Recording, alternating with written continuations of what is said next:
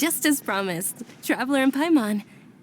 I'm so glad that you two came back to celebrate Lesser Lord Kusanali's birthday. Indeed. The festival's tomorrow. We've been preparing for so long that I can't help but feel a little nervous. There's no need to be nervous. Paimon's sure that Lesser Lord Kusanali will feel everyone's gratitude. Thanks, Paimon. I hope that everyone who comes to the festival will also have a good time. Speaking of which, did you manage to make your way to Port Ormos? Discover anything over there? Of course we went. A lot of things happened there. I see. Sounds like you two had another exciting adventure. If there is another chance, I would love to join. My lady, if you went to Port Ormos in your current state, we'd both be in for a lifetime of trouble. Dia! You were eavesdropping! It's called covert protection. Keeping an ear out for what's going on around my employer is part of the job. It's all right, Dia. I merely said I would like to go. I know better than to think my body could handle it. The festival's tomorrow. I've been doing nothing but causing trouble for you. So, Dia, please take some time to relax. I'll be fine. Even when you put it that way, it still doesn't feel right. Don't worry, my guardian knight. Okay, fine, but only tonight. Tomorrow's a big day, and many no-good scumbags are gonna try to take advantage of that. Oh, you two must be exhausted from your long journey back to the city. My apologies for not realizing this sooner. I've already prepared a room for you to rest. Please follow me. Whoa, you're so thoughtful. Paimon's so ready.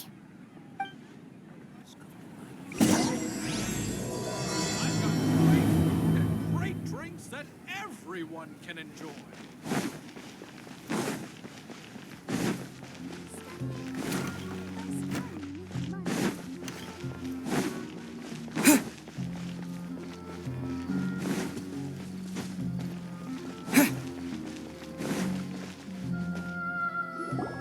Here we are. It's also fairly... It looks really nice.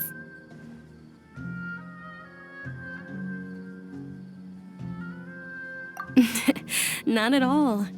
Just tell me more about your adventures when you next get the chance. That's Paimon's specialty. Paimon can tell you stories next time. Oh, if you don't mind, how about we all walk around together tomorrow?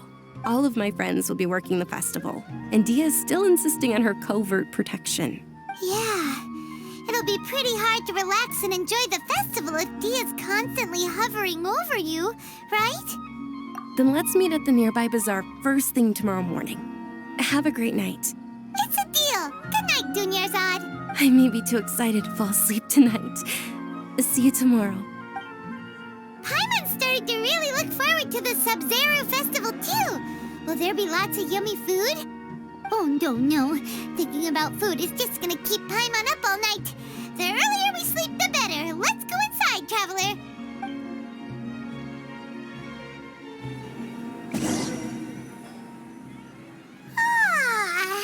Did we oversleep?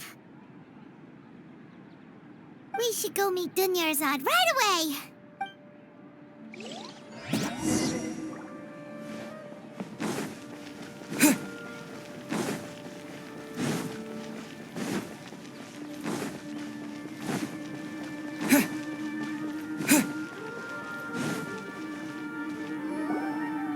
Traveler, Paimon, I've been waiting for you two. Good morning, Dunyarzad.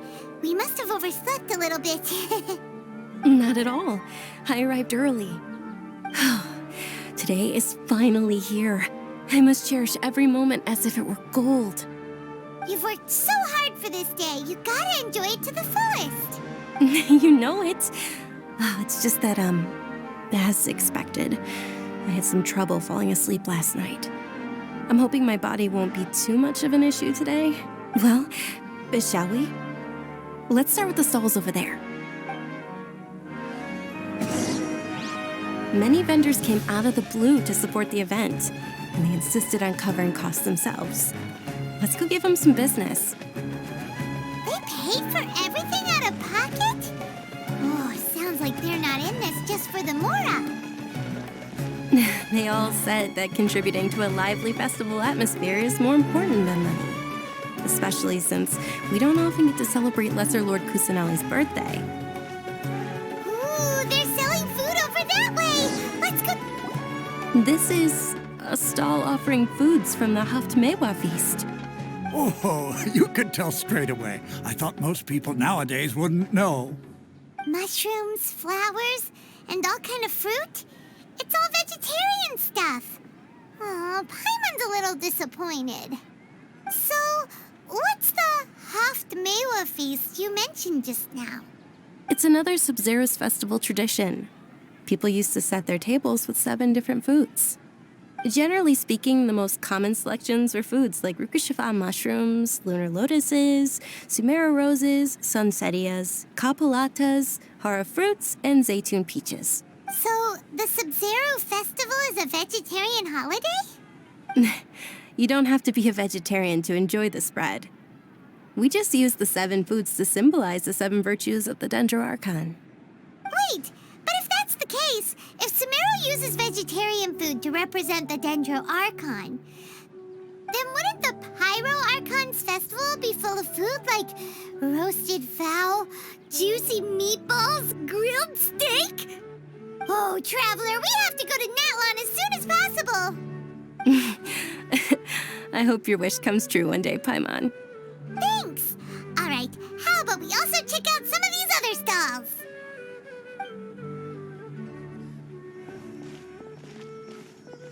Dear customers, would you like to try your hand at alchemical divination? What's alchemical divination? Those 2 things sound like they'd be fun to try together.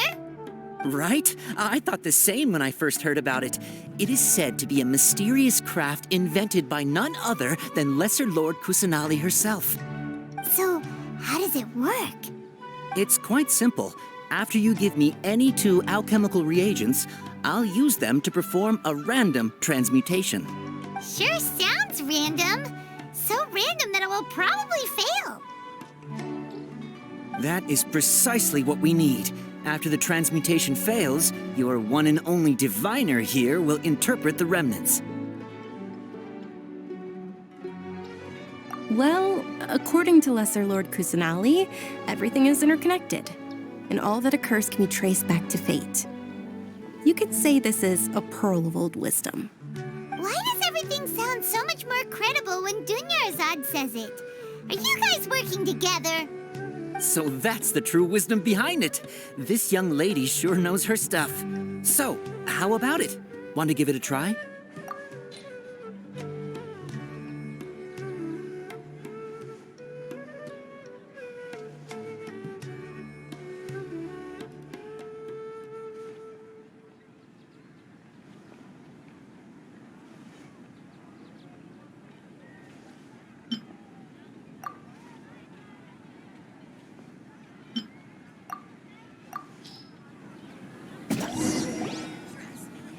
Okay, one moment.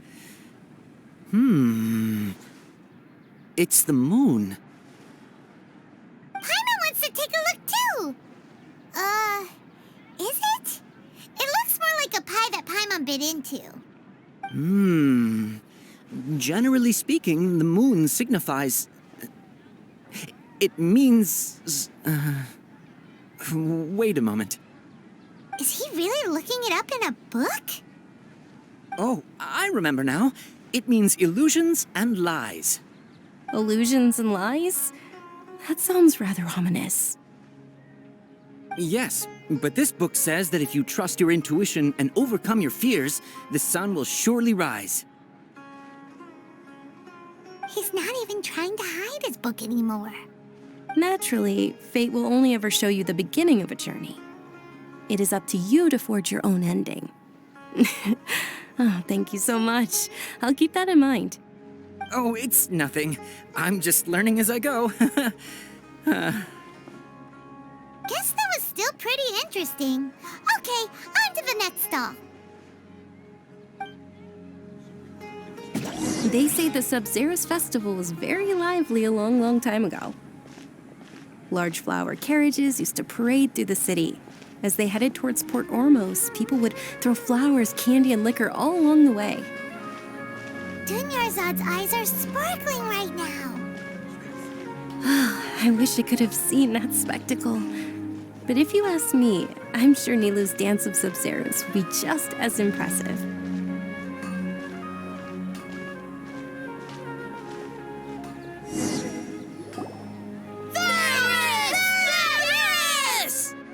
Attention! Soldiers, fall into formation if you want any Yalda candies.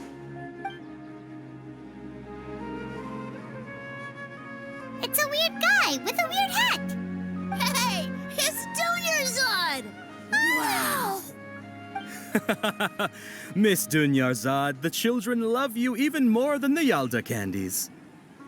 In the few short days it took to prepare for the Sabzeruz festival, the children have all grown very fond of you.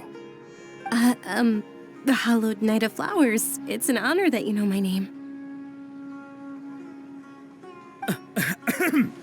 Attention!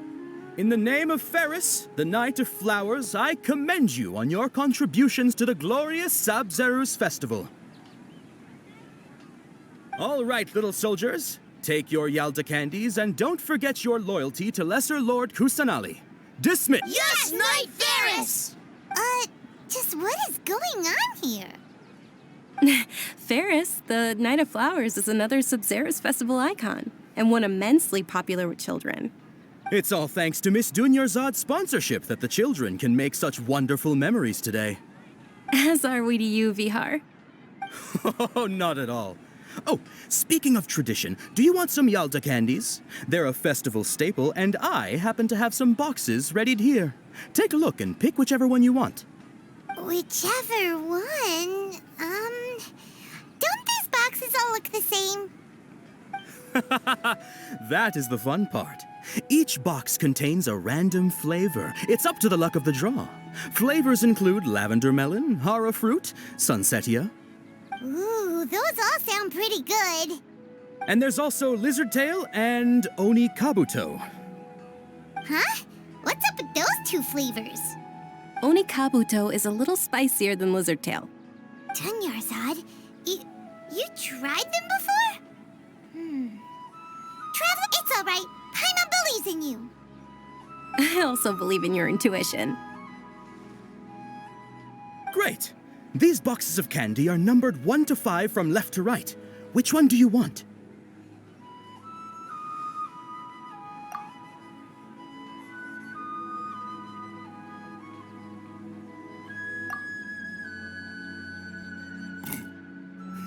Excellent work. That is indeed sunsetia. Paimon bet you survived so many epic battles because you had incredible luck, and Paimon was right. Attention! Here's your sunsetia flavored candy. Thanks a lot, Knight of Candies. It's Night of Flowers, not Night of Candies. Paimon really wilted the carriageless Night of Flowers. They all basically sound the same. We got our candy, so let's keep going. Oh, actually, I just remembered that I left something behind. Since you're here, can you come with me to get it? Dunyarzad, you probably forgot because you're so excited about the Sabzeruz festival. How embarrassing. Things can go on like this.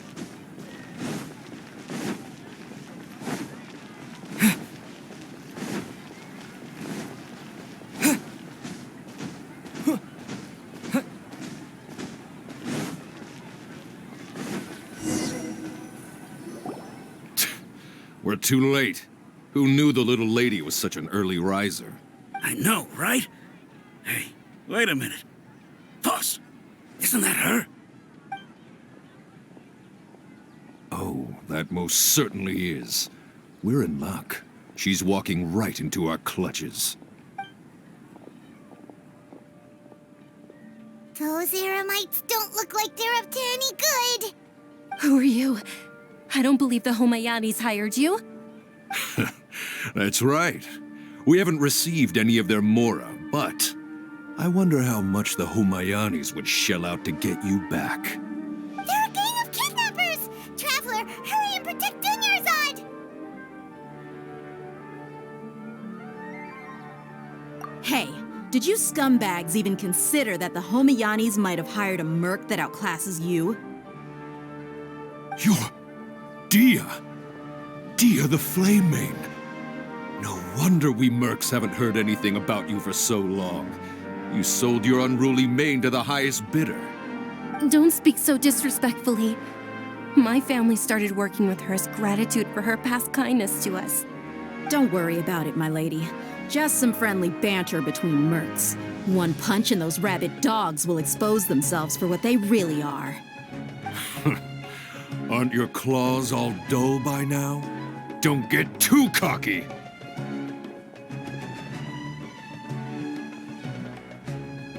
Traveler, take Miss Dunyarzad to a safe location. No, we're gonna stay and help. There's too many of them.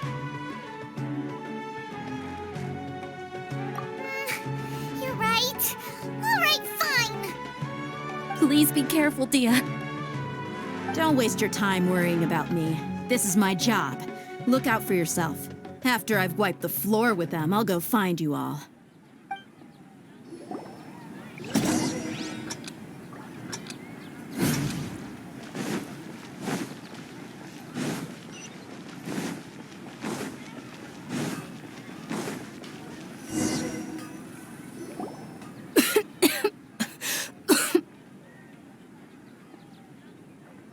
Dunyarzad, are you okay? You look a little pale.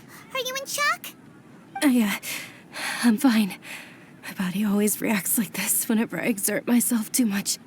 You sure you're okay? I'll be fine after some rest. I'm more worried about Dia. After all, none of this would have happened if I hadn't insisted on coming out today. Yeah, don't worry.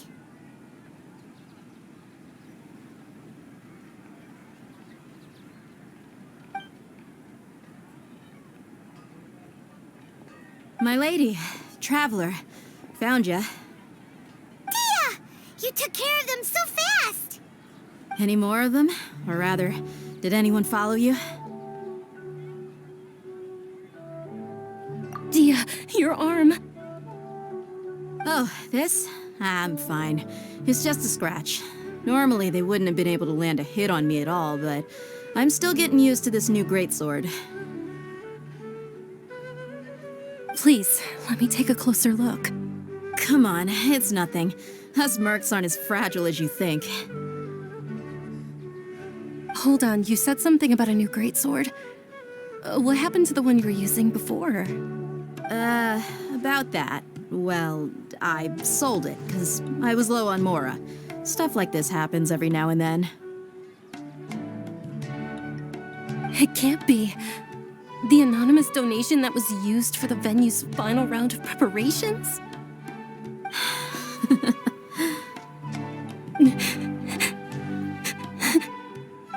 Hey, Miss Dunyarzad, I wasn't trying to make you cry, and I'm not gonna lose my commission because I made my employer cry, am I? Okay, making your employer cry won't affect your commission, but selling your weapon without permission and getting hurt? I'll have to reevaluate your performance. You're so unreasonable, my lady. Thank you very much, Dia. Don't be like that. I get embarrassed really easily.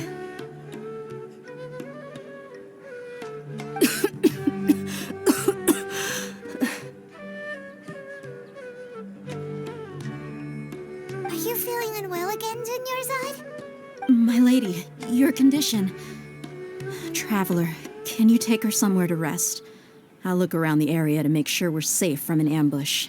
Truly, I'm sorry for the trouble, everyone.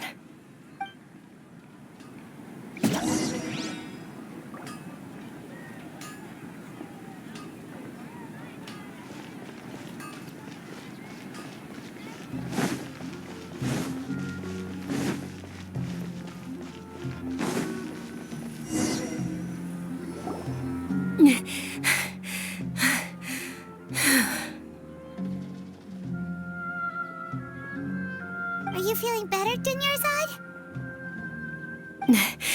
Yes, much better. Just give me a few moments and I'll be good to go. I didn't realize you were concerned about it. I guess I shouldn't continue to keep it a secret. I was actually born with Elazar. It's terminal now. Can't believe it's Elazar. Oh, you've already heard of Elazar. In that case, you probably know about its severity. Sumeru's current medical advancements still haven't been able to find a cure. The disease's progression can only be delayed through environmental therapy. Dunyarzad. There's no need to be sad. I've always lived with Elazar and I came to terms with it a long time ago. Compared to the simple fact that I'm afflicted with this, its effects on my life have been much more painful. I know that my family loves me dearly. They've done all they can to provide the best environment for me so that I can live for that much longer. However, I know I will one day succumb to this. Did you know? Before I ran away from home this time, the world outside of my home didn't even know that I existed. Since I was a child, all I could do was sit on my bed and stare at everything outside of my window. I'm sure my family's worried and disappointed in me for running away, but I just didn't want to have any regrets. I wanted to meet other people. To me, there's nothing more beautiful than being able to meet and speak with others. Not to mention the incredible time spent preparing for the festival, the joy on everyone's faces here, and all the support I've received from friends like Dia. This way, when my final day does arrive, it will be less sorrowful. At the very least, many people will remember that I once existed in this world, right?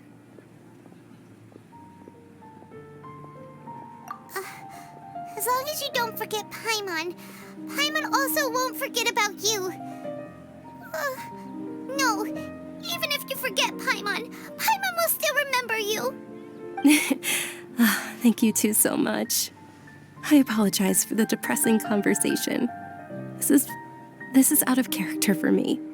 To be honest, Lesser Lord Kusanali gave me the courage to do all of this. If it weren't for her encouragement, I wouldn't have taken that first step. Thanks. There will always be frustrations in life, but I know that the point of living is not to leave behind any regrets. Oh, right. Isn't it almost time? Huh? Almost time for what? Isn't the dance of Sabzeruz about to begin? It's the part of the festival that I've been looking forward to the most. Nilu will recreate that legendary scene with her most splendid dancing. And the Sabzeruz festival will conclude amid everyone's applause and blessings. And with that, my wish will also... Then what are we waiting for? Let's go to the stage! Yeah, we should still make it in time.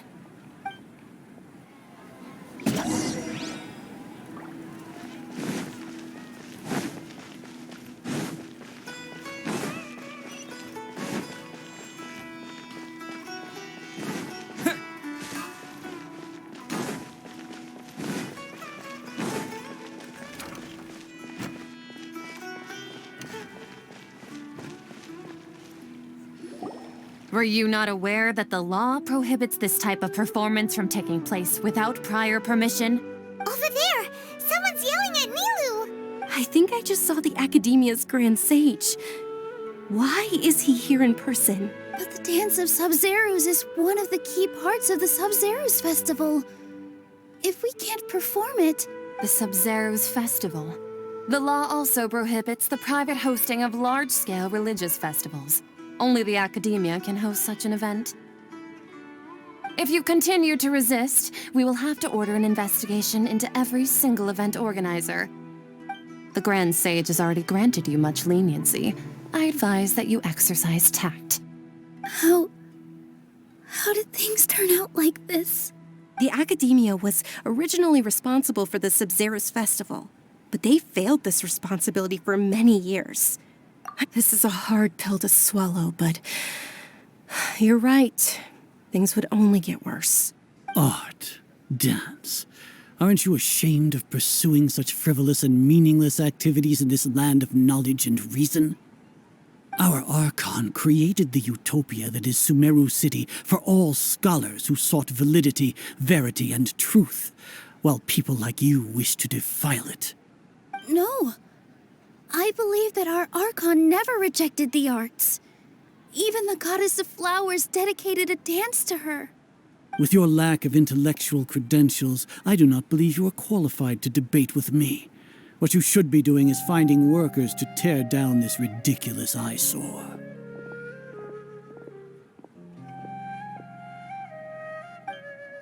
When we return, have the scribe draft an ordinance before the next Nyargarbaha Day that prohibits public art performances. We will announce it to the public later via the Akasha. Understood. I will inform him when I return. The Sabzeruz festival. Go celebrate the birth of that god to your heart's content. Nilu, are you okay? Oh, Dunyarzad. You all saw that just now?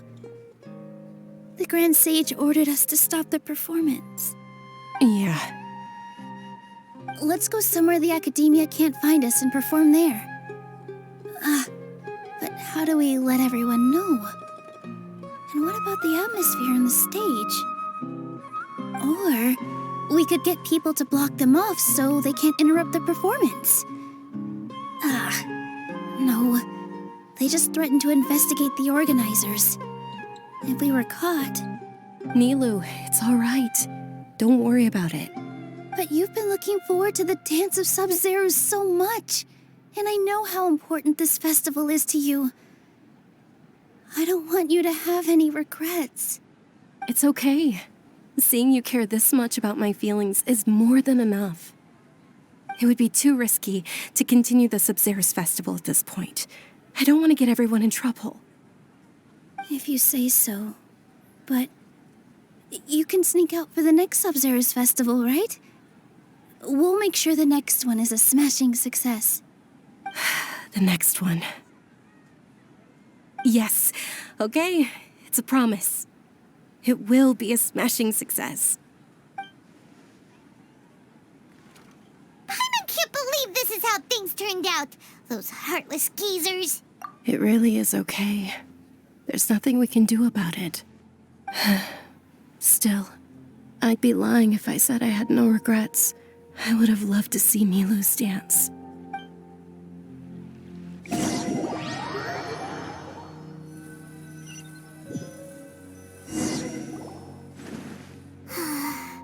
A lot happened today. It's a shame the festival ended the way it did. Nilu and Dunyarzad promised to make the next Sabzeruz festival a success, but Dunyarzad is running out of time. Yeah.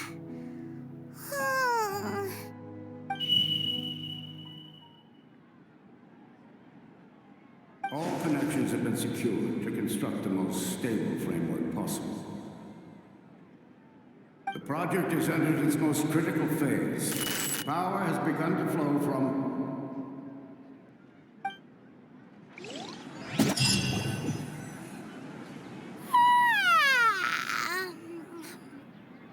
Oh, we're gonna be late! It's all because you wouldn't get out of bed! We should go meet Dunyarzad right away!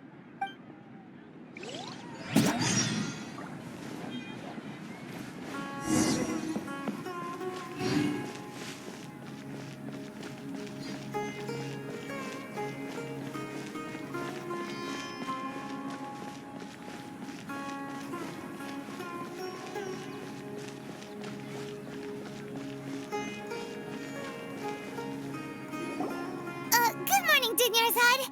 Sorry we're late. Not at all. I arrived early. You seem kinda tired. Did you not get enough sleep? I'm doing well. There's no need to worry. Shall we go? Let's start with the stalls over there. Sure! Traveler? Why are you just standing there? Let's get going!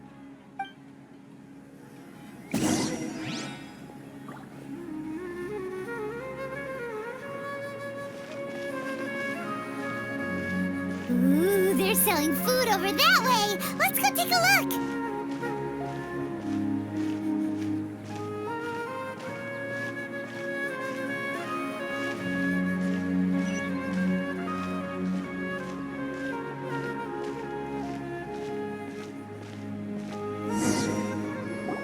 This is a stall offering foods from the Haftmewa feast. You are quite well informed, miss. I thought most people nowadays wouldn't know. They're all plants! Oh, Paimon's a little disappointed. Actually, what is the Haftmewa feast you mentioned just now? It's one of the Sabzeruz festival's traditions. People used to set their tables with 7 different foods to symbolize the 7 virtues of the Dendro Archon. Appear to be in the form of the moon. Really? Paimon thought it looked like some kind of food. The moon signifies... It's escaping me for now. Wait a moment. Is he really looking it up in a book? Oh, right. It means illusions and lies. But if you trust your intuition and overcome your fears, the sun will surely rise. Understood. I'll keep that in mind. Oh, it's nothing. I'm just learning as I go. Guess that was still pretty interesting. Okay, on to the next stall. So, where to next?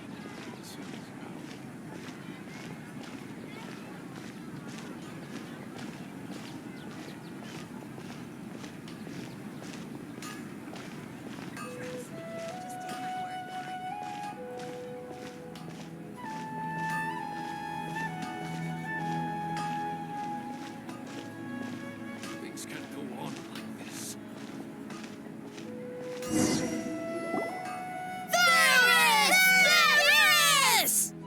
All right, soldiers. Now that you have your Yalda candies, don't forget your loyalty to Lesser Lord Kusanali.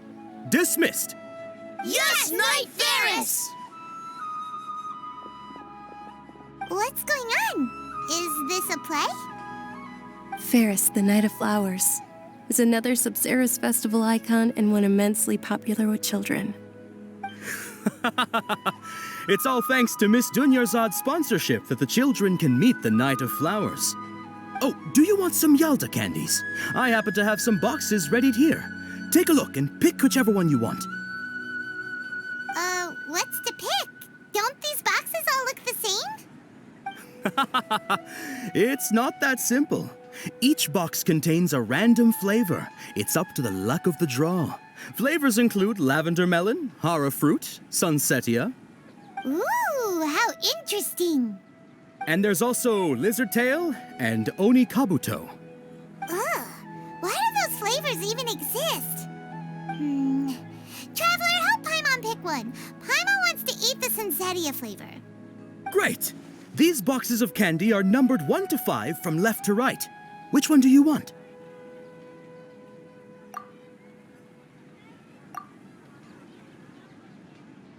Ah, excellently chosen. Number 4 is indeed sunsetia. Ha-ha! Paimon bet you had incredible luck, and Paimon was right!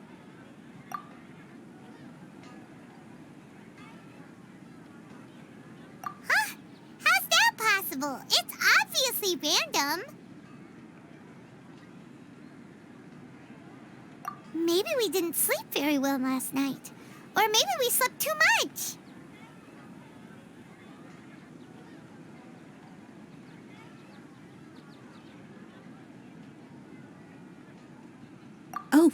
Sure. Huh? Where are you going? You're just gonna walk off like that?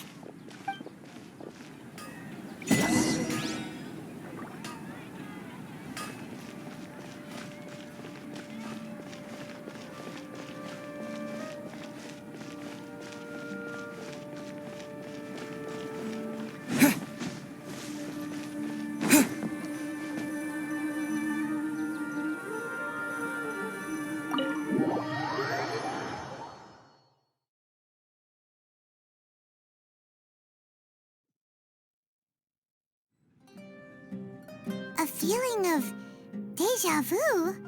Oh, Paimon knows what that is. It's when you feel like you've already experienced whatever is going on.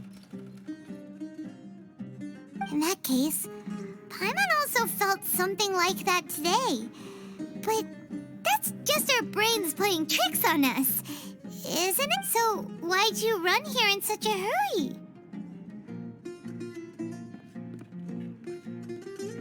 So that's it! You're intentionally doing things you usually wouldn't and seeing if you still get that same feeling of deja vu.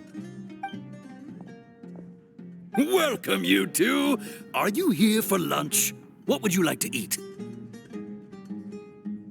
Got it. You don't look like you're from these parts, but I gotta say, you've got good taste. I'll give this order to the kitchen. Coconut charcoal cake? Isn't it that burned thing that didn't look tasty at all?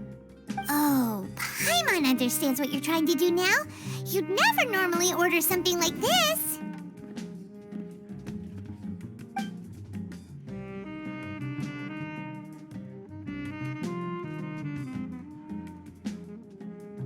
That thing?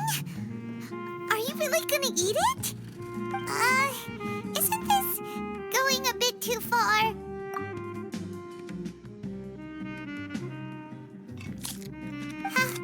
How was it? The look on your face is telling Paimon that it tasted awful. Then, you mean...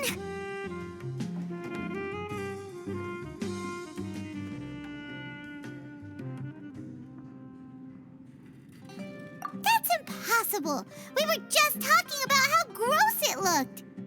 So, would this be a case of taste bud deja vu?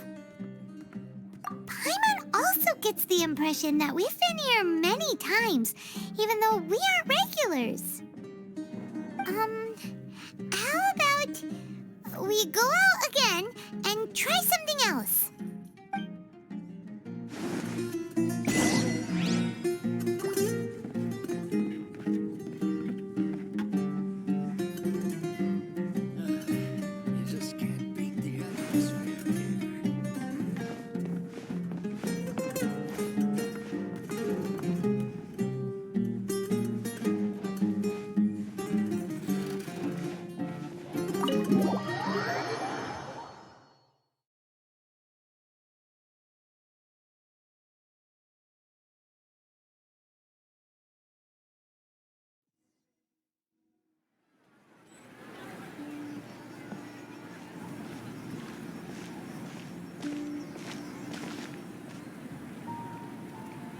Hey, Dunyarzad is sitting by herself on that bench over there.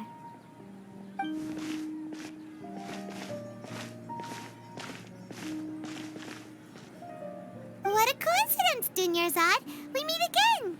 Why are you sitting here all by yourself? Oh, I ran into some kidnappers just now, but thankfully Dia came to my rescue. I started to feel unwell after that, so I sat down here. Kidnappers? Oh my goodness, are you hurt? I'm okay.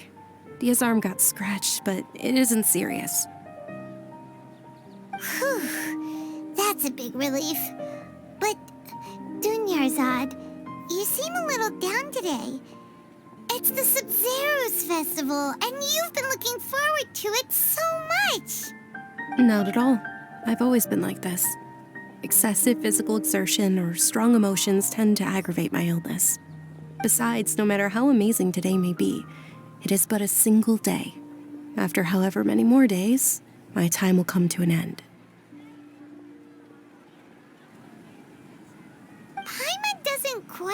follow you, and Paimon feels like something's really got you down right now. It really is fine. I don't mind.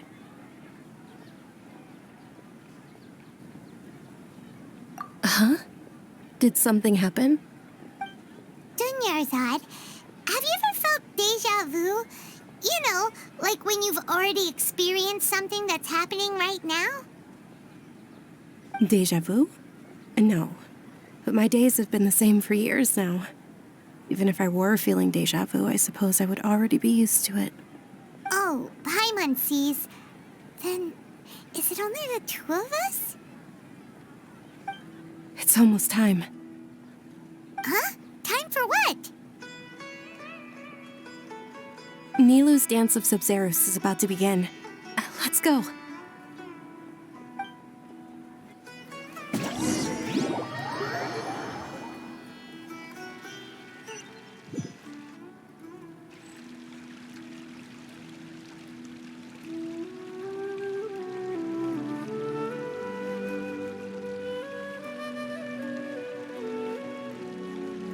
With your lack of intellectual credentials, I do not believe you are qualified to debate with me. What you should be doing is finding workers to tear down this ridiculous eyesore. When we return, have the scribe draft an ordinance before the next Nyagarbha Day that prohibits public art performances. We will publicly announce it later through the Akasha. Understood. I will inform him when I return. The Sabzeruz festival. Go celebrate the birth of that god to your heart's content.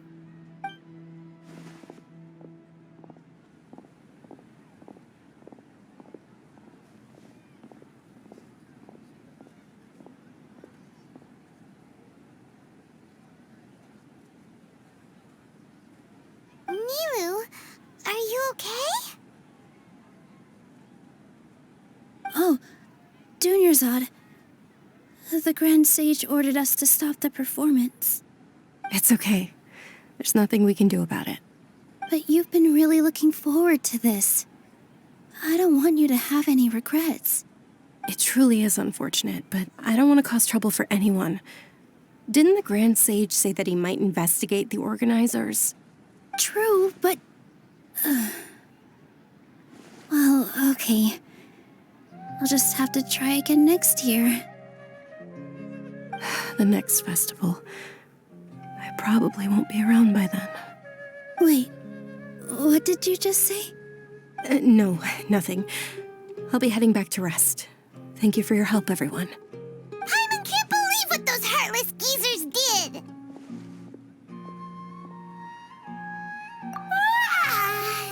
Did Dunyarzad already go back? We should also return and get some sleep.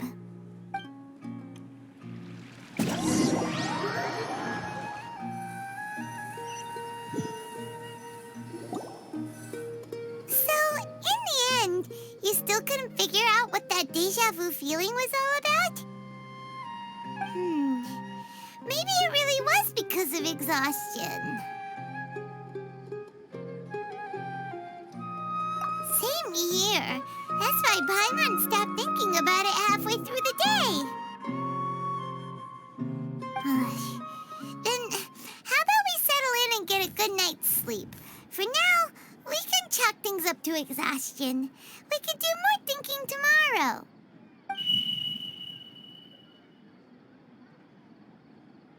Observing a modest drop in the output of jnana energy, but values still remain within normal parameters. Continue to monitor the variances in the data and find the cause as soon as possible.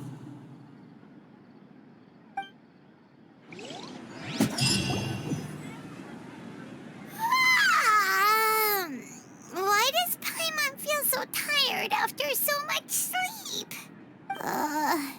Anyway, we should go meet Dunyarzad right away.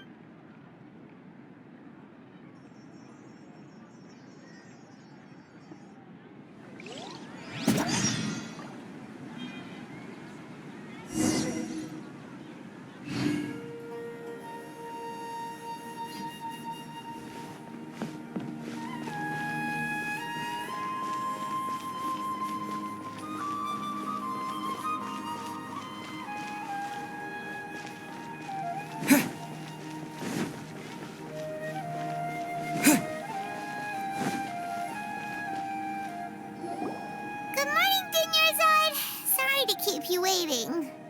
Not at all. I arrived early. Huh? Paimon thinks you sound kinda tired. Did you not get enough sleep? I'm doing well. There's no need to worry. Shall we go? Let's start with the stalls over there. Great idea! Let's get going! Traveler? Hey.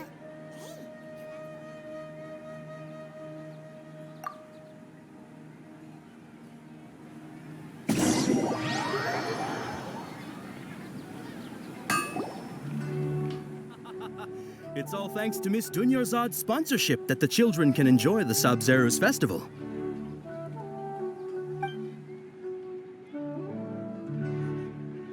Oh, are you interested in Yalda candies? I have some boxes of candy here.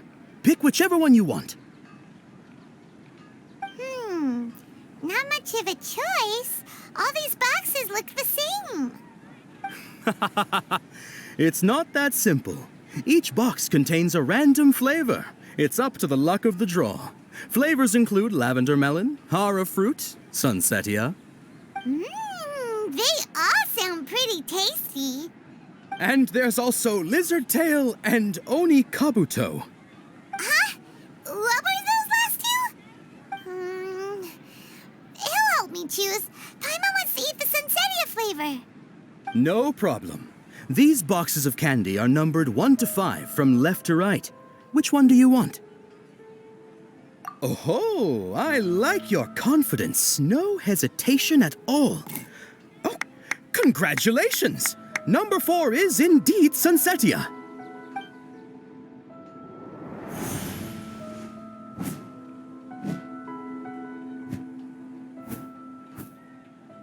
Ha-ha! Paimon knew he always had incredible luck.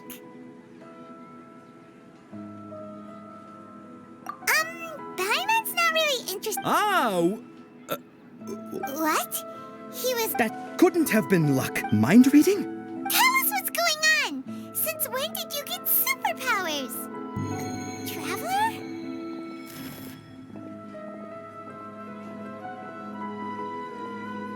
Hey, what's going on? Did you see something? Us leaving Dunyarzad without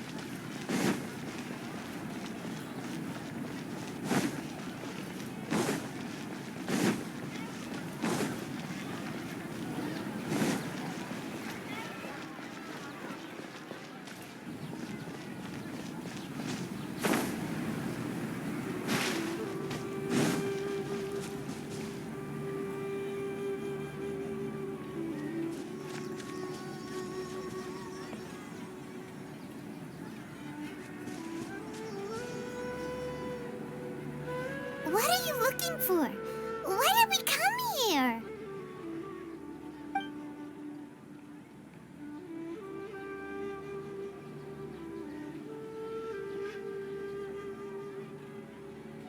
Traveler?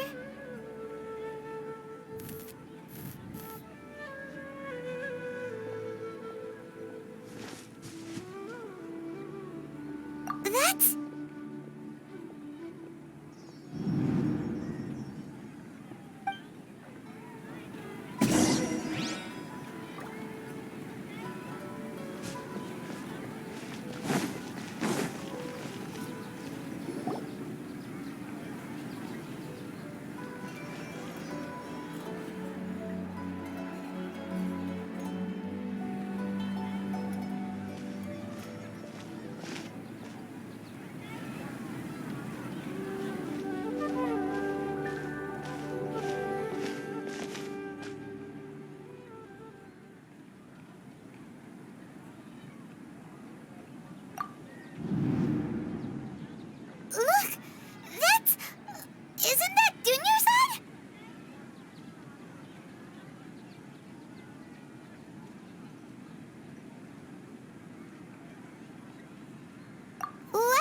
happening here? Why are there 2 Dunyarzad's? You already know that this isn't your first Sabzeruz festival, don't you?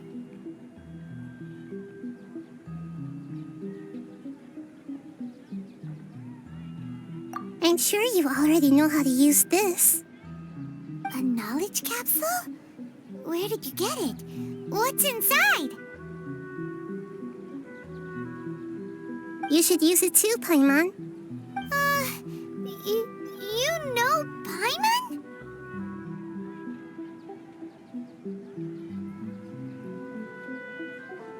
Well, this seems kinda sketchy, but Paimon feels like this is what we should do.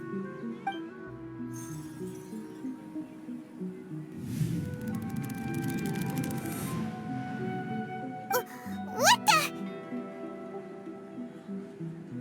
This is our 20th time at the Sabzeruz festival? Huh? No. The 30th? 40th? Just how many times have we been to the Sabzeruz festival? Have we been trapped in a single day? If it weren't for you, we wouldn't have even realized. What the heck was inside that knowledge capsule? Your memories are still scrambled? Try your best to remember. This isn't the first time we've met, and I answered that question a long time ago. Let Paimon think. Oh, it's coming back. Meeting you was the real catalyst for restoring our memories, and the knowledge capsule was just your means of showing our minds the way. What about everyone else? Why are you only helping the 2 of us? Your sense of deja vu is stronger than everyone else's, yes? As for an explanation, you two received the blessing of Dendro, and you also have special, sensitive constitutions. It was as if a single sheet of paper was separating those memories from your consciousness.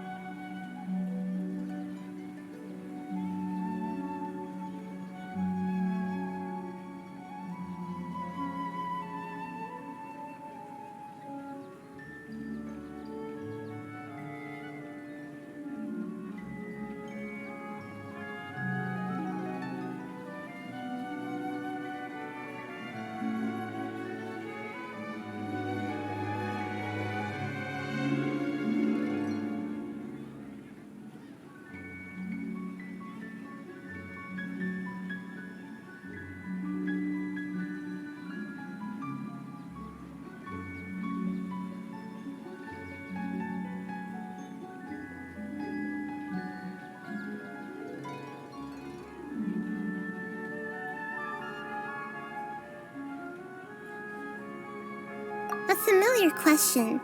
I think this is the 7th time you asked that. As you can see, she isn't doing well. You probably sensed it too. The Dunyarzad you were just with is different from the first Dunyarzad you met. That first Dunyarzad is in front of you right now, and she doesn't have a lot of time left.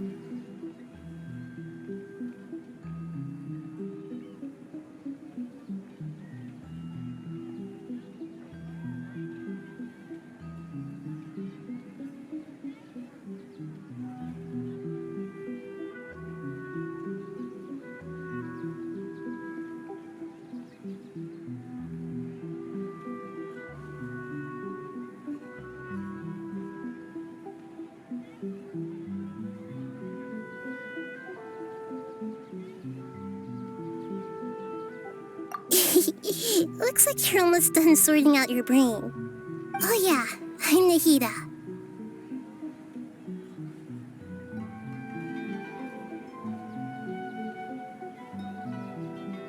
Good, you passed the test. What's happening? You can awaken our memories, and you seem like you know what's going on. Oh, wait, please don't tell Paimon even you don't know. Everything in this world runs in a loop. This cycle is called the Samsara.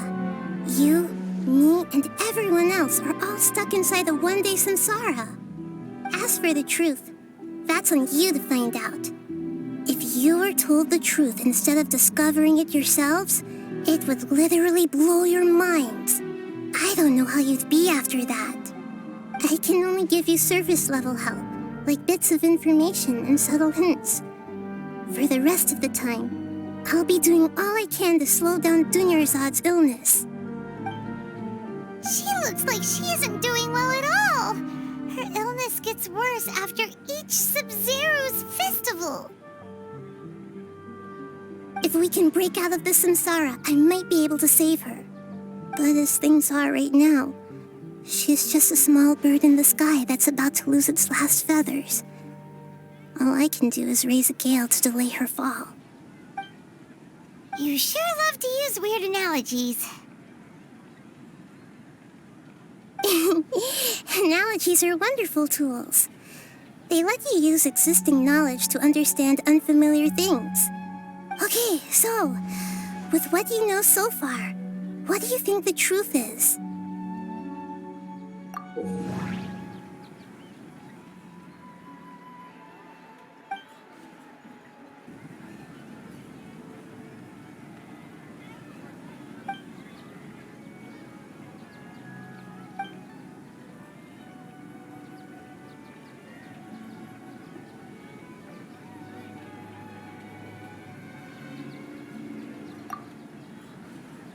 What's happening right now seems to have happened before.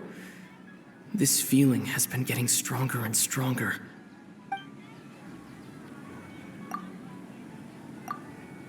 That doesn't sound right. I need to carefully think things through. My mind feels That doesn't sound right. I need to... We've already experienced the Sabzeruz festival many times, and the day of the festival seems to be in a perpetual samsara.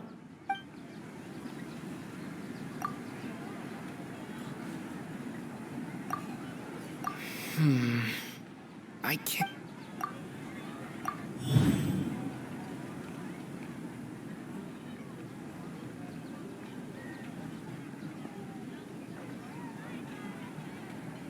That should be it. The flow of time is endlessly cycling within one single day.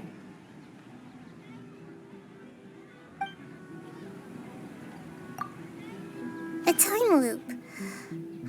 You've given similarly wrong answers in the past. A pity. Still the wrong answer? Paimon thought that made a lot of sense. It feels like time's just repeating itself. A simple time loop can't explain some of the phenomena. You two are still missing a lot of information. Unfortunately, I can't give you any more hints.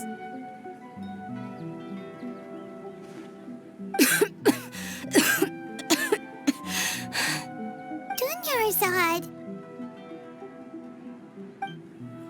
The Sabzeruz festival is happening every day, but that doesn't mean we can waste an infinite amount of them. Hurry and find the truth before today's festival ends.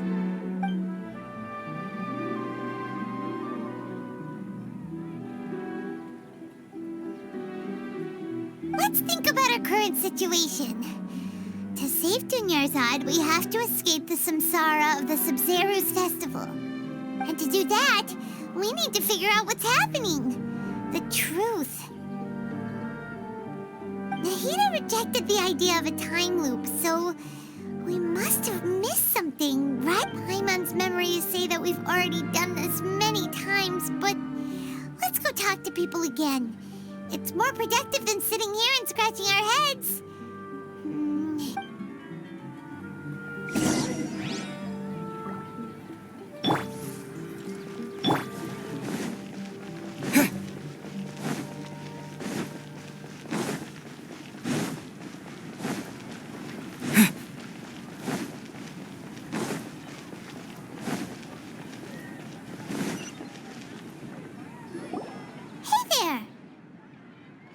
Hey, it's you guys again. She's feeling a little unwell. I see. Did you come back to buy something? I guarantee the freshness of my products. Huh? What brought this about? I hurried back from the forest yesterday, and I'm selling produce here today. I haven't felt anything strange. To put it another way, if you really think about it, was yesterday truly yesterday? Did you actually come back from the forest yesterday? What kind of philosophical nonsense is this? Are you two daydreaming? Didn't you know that no one dreams in Sumeru? Go somewhere else if you want to find someone to daydream with. He actually has a point. True. Anyway, if this all really were just a dream, we would have woken up a long time ago. Let's keep asking around.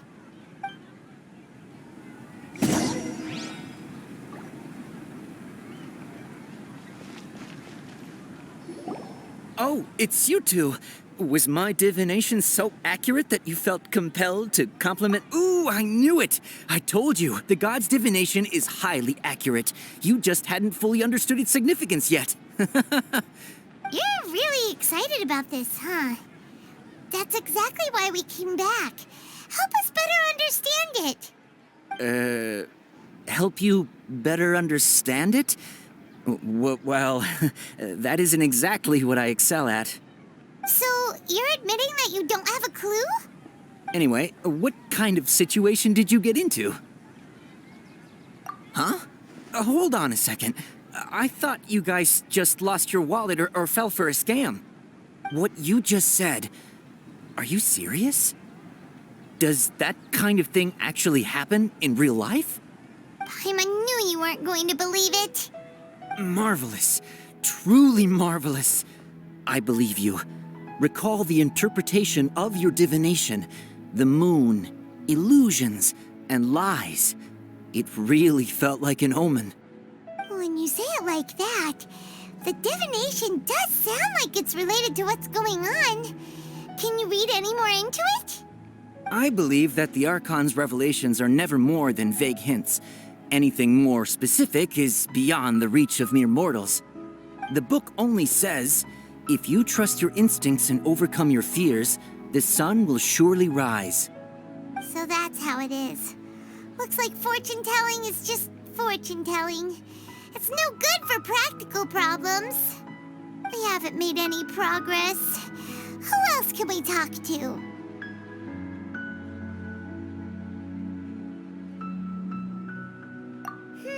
Paimon remembers that we tried talking to her a couple of times, but she always thinks we're playing pranks on her. You think she'll brush us off again?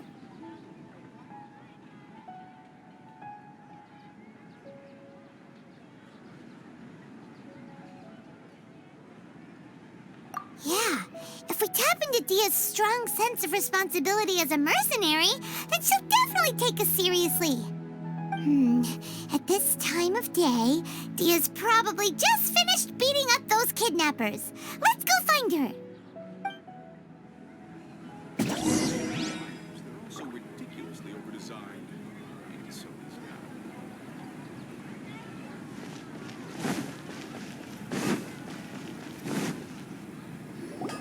I'm fine, my lady. It's just a scratch.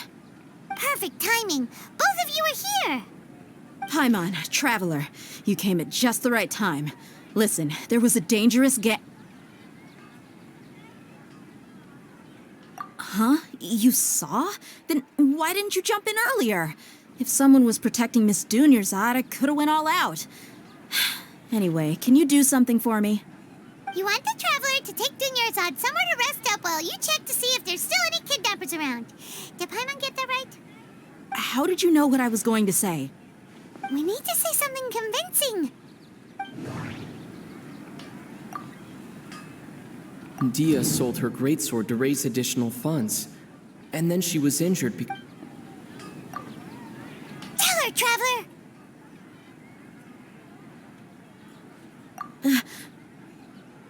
I didn't tell anyone about that. Including Miss Dunyarzad. You couldn't have known. And just now, you literally took the words right out of my mouth. What's going on? All right, so this is the situation. It's kinda hard to believe what you just told me. First, let me make something clear. Most of us desert dwellers might not be the scholarly type, but we do have basic common sense. She's quieter than usual. Uninterested in anything and really gloomy. Yeah, she isn't the same as before, but her parents said that this is how she was like at first. Huh? At first? I don't quite understand what you're all talking about. I'll go rest on the bench over there. My lady, are you angry? All right, I'll give you the benefit of the doubt since you knew about my greatsword. Let's make this a quick trip. Miss Dunyarzad isn't completely safe here.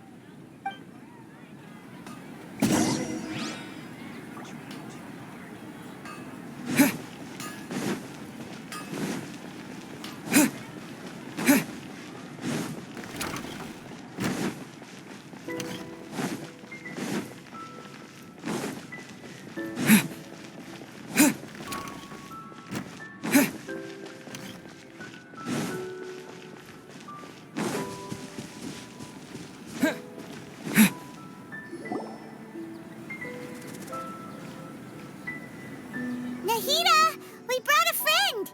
Are you busy? I thought I told you that it won't help to bring anyone here. We just wanted her to see the real Dunyarzad's condition. The real Dunyarzad? Where and who are you talking to? Huh? I told you that you two are special. Other people can't see me or Miss Dunyarzad here.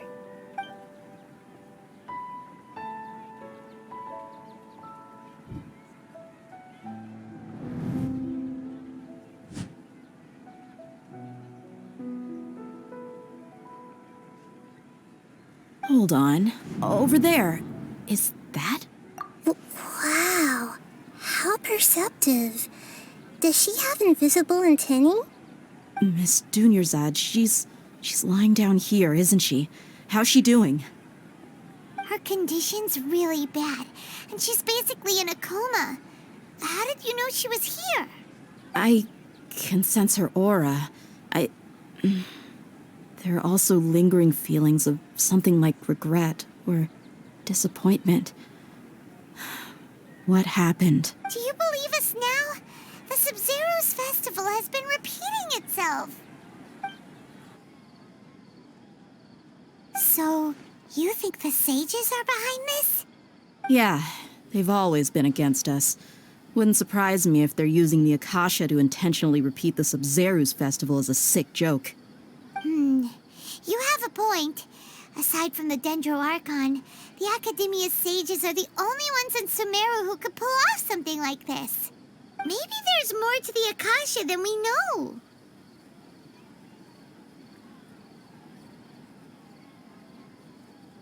Right! Didn't you awaken our memories using something that looked like a knowledge capsule? That means you must know something about the Akasha! The Akasha relies on the power of a gnosis to operate, as it is the manifestation of the God of Wisdom's power. It compiles the wisdom of the entire populace, and it grants knowledge to the people. A gnosis could do that? No wonder the Akasha is so magical. It's being powered by the gnosis of Sumeru's Archon. So, this Nahida you mentioned, what did she say? She said, and Paimon quotes, "The Akasha relies on the power of a gnosis to operate, as it is the manifestation of the God of Wisdom's power. It compiles the wisdom of the entire populace, and it grants knowledge to the people." Compiles the wisdom of the entire populace and grants knowledge to the people. Wait. I get the grants knowledge part. That's what people have always used the Akasha for. But compiling the entire populace's wisdom? How does that work? Did she mean that the sages enter new knowledge into the Akasha? Oh, yeah. That sounds about right. What do you think?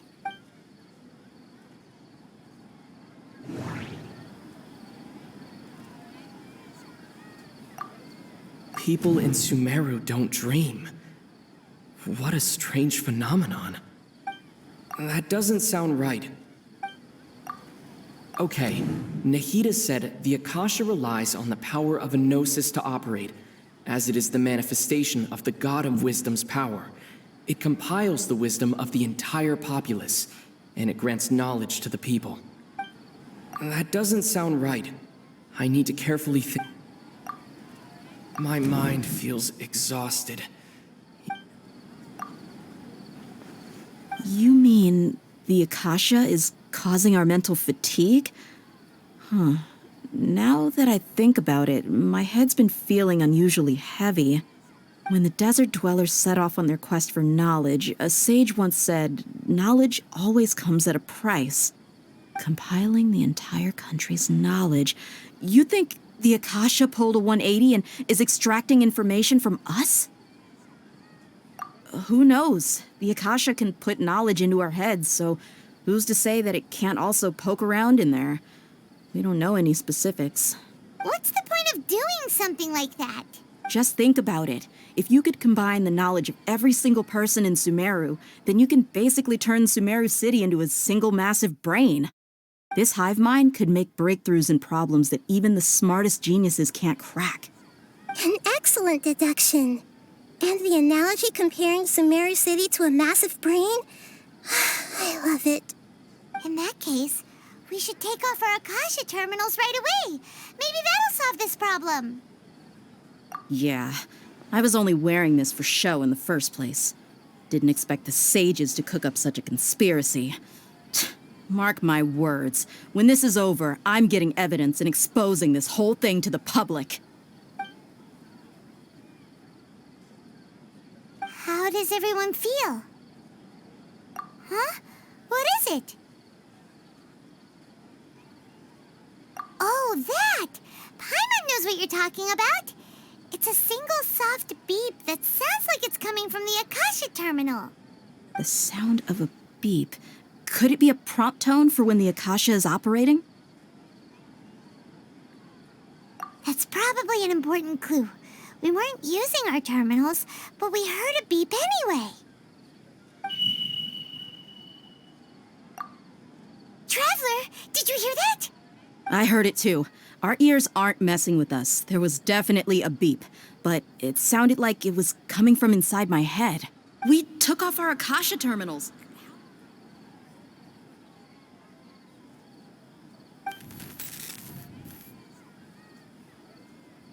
Phase runtime has exceeded its expected length. At this rate, there may be casualties.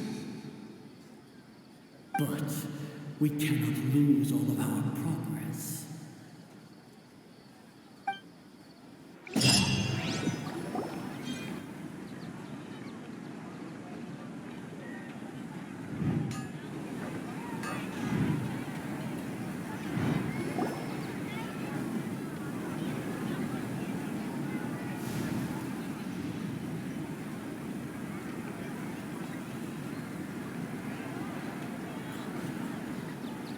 Paimon remembers everything! Good. You adapted quickly this time. We definitely took off our Akasha terminals last night, but we still heard that beep. Why is that?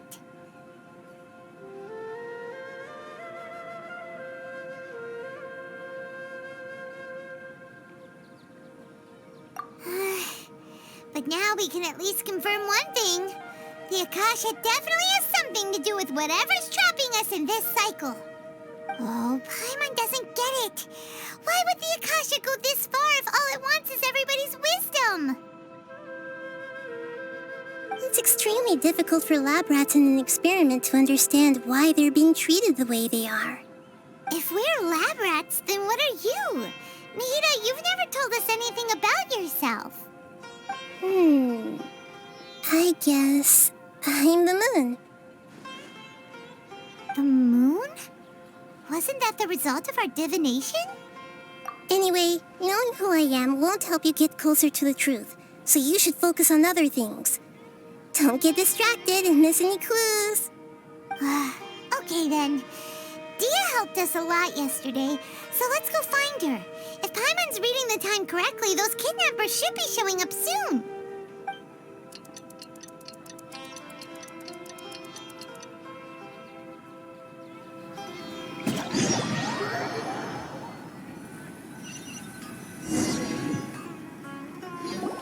Ah, there you are. I've already taken care of those kidnappers. My lady, did you get hurt? Dia? What's wrong? Why are you both gawking at me like that? You didn't get hurt this time. Huh? What do you mean this time? Why are you so surprised that I managed to get out unscathed? Those kids were amateurs. Shh! How did you know about my greatsword? I haven't told anyone about it. Please, don't tell Miss Dunyarzad. So Dia's lost her memories after all. Anything strange? You already know that I got a new greatsword. If I had to say something, it's weird how such a new weapon could feel so familiar. It's as if I've already used it to fight a countless number of battles. You're saying that although you don't remember using it, your body feels like it does? That's right. Both mercenaries and warriors heavily rely on muscle memory. Only knowing the theory of battle won't get you anywhere. Traveler, what do you think? Yeah, Paimon's feeling really hopeful. Oh, you're right! Earlier in the Samsara, something like this would have never happened. I have no clue what you two are talking about, but it's still dangerous here, so... So you want us to take Dunyarzad somewhere else to rest while you check if there are still more kidnappers around, right? How did you know what I was gonna say? Can you read minds? Forget it. Go and do your thing.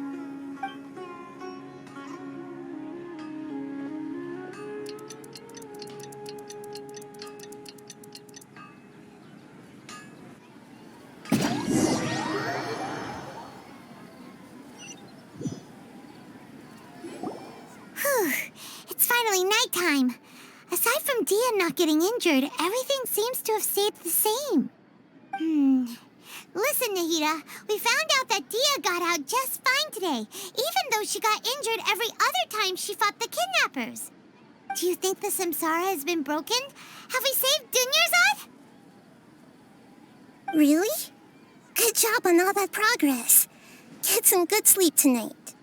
Hey, what kind of an answer is that? Tomorrow will come. Everyone assumes this is common knowledge, but the only way you can know that for sure is if you experience tomorrow. How many todays has it been? Is it possible that today will be followed by yesterday? Does tomorrow truly exist as anything beyond a made-up concept? It's even possible that this entire world is a lie, and the history of the whole world has just been one endless Sabzeruz festival. Okay, no Paimon's brain is already shut down. That's why it makes no sense to waste your energy thinking about things you will learn tomorrow. Get some good rest. You know, use the bathroom and flush your anxiety dookie away. Huh? Hold on, what did you just say? Did Paimon hear you correctly? Huh? People always say they feel a sense of relief after they take a duk-duk. That's why I suggested you could try that. Is that so strange? It's so strange and so against common sense that Paimon's at a loss for words. You were sounding kind of smart just a minute ago. Yeah, even though it's happy and lively at the Sabzeruz festival every day, it feels like it's been a long time since we've really gotten to relax. Let's go back to our room.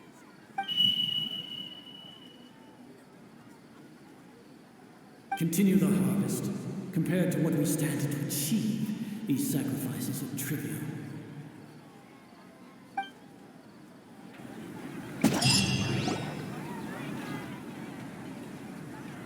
We're still in the same day. Nahida, you already knew last night that we didn't break out of the Samsara? Why did you tell us? Would there have been a point? You would have spent the night with new worries, with tomorrow still out of reach. In that case, you might as well rest within that brief moment of hope. An opportunity like that doesn't come by often, and I thought it might help you clear your minds. Paimon thought the Duke did that! Whatever. Guess you were looking out for us after all. Of course. In the time we've been together, you two have been everything to me. Paimon's flattered and everything, but maybe you're taking things a little fast. What I mean is, even though I had asked you to solve this puzzle, you two are still the only ones who can see me and sense my presence. In other words, if you weren't here, I may as well not exist. That's why you two have been everything to me. Get it? Nahida's talking about confusing stuff again. Anyway, that's enough chit-chat. So, Traveler, did the new clues yesterday help you gain a new understanding of the situation? Huh? Why are you scrapping your previous theory? Oh, yeah, you're right! Gosh, how did we not notice that? In a simple time loop, people's physical conditions should also reset. So, what's your new hypothesis?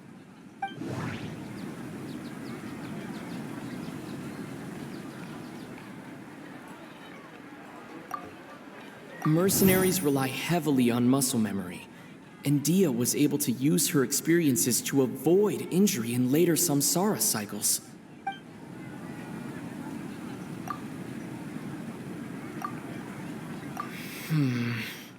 I can't seem to cohesively piece it.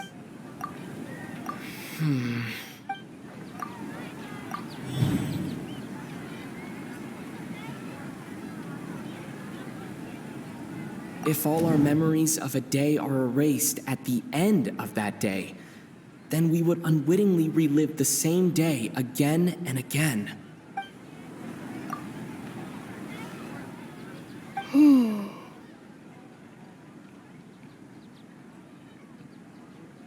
Oh, then the beep we hear every night could just be indicating the deletion of our memories. That's why when we wake up, everyone thinks the Sabzeruz festival hasn't happened yet. It's already the next day, but everyone still thinks it's the day before. But muscle memory can't be erased. That's why Dia has been getting better at using her greatsword. Now everything makes sense. A brilliant deduction. Nahida, tell us if we're right or wrong. To put it simply, it's as if you've mistaken a pyro crystal fly for a firefly in the night. You lost sight of its true nature because you focused too much on your perception that it glows. That isn't simple at all! Why don't you go talk to Miss Dia again? You might learn something new. Right! She did help us find our latest clue after all. Let's go!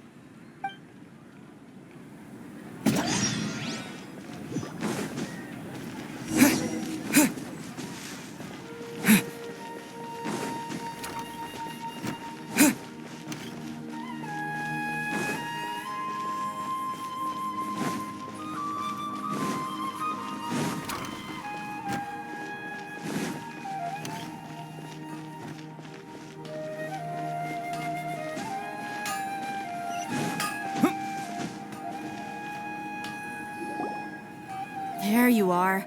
Really took me a while to find you. As expected, Dia also didn't get hurt today. Get hurt? Why would I? Don't underestimate me. Well, you're still getting used to your new greatsword. Huh. Truth be told, I also think it's pretty strange. It just suddenly felt so familiar in my hands and... wait a second! How did you know I got a new greatsword to begin with? I didn't tell anyone about it. Traveler, could you explain the situation to her today? Paimon's got no... Oh, that works!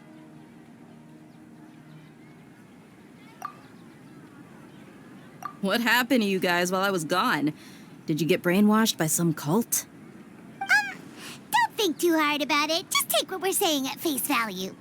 All right then, let me get this straight. You're telling me that my body's already gotten used to this greatsword, but my brain just doesn't remember it? Yes, your memory's being erased every day. Then I'd have to disagree. That's impossible. Oh? Why do you think that? If we've actually been reliving the Sabzeruz festival day after day, then what happened to the things we used, the money we spent, the food we ate? Common sense says my wallet should have emptied itself a long time ago. There's no way I wouldn't have noticed that. Right! They could use the Akasha to record what everyone did that day, and then use the city's resources to replenish everything! It's not very likely, but it's also not impossible. No, it is impossible. I've got proof. You have proof? Where? You two are surprisingly serious about this nonsensical discussion. Fine, I'll play along for a little longer. Come with me, Miss Dunyarzad. Please come along as well. I still can't guarantee that this area is safe.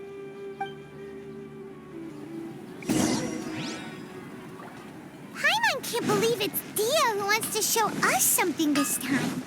2 days ago, we were the ones taking her to see Dunyarzad.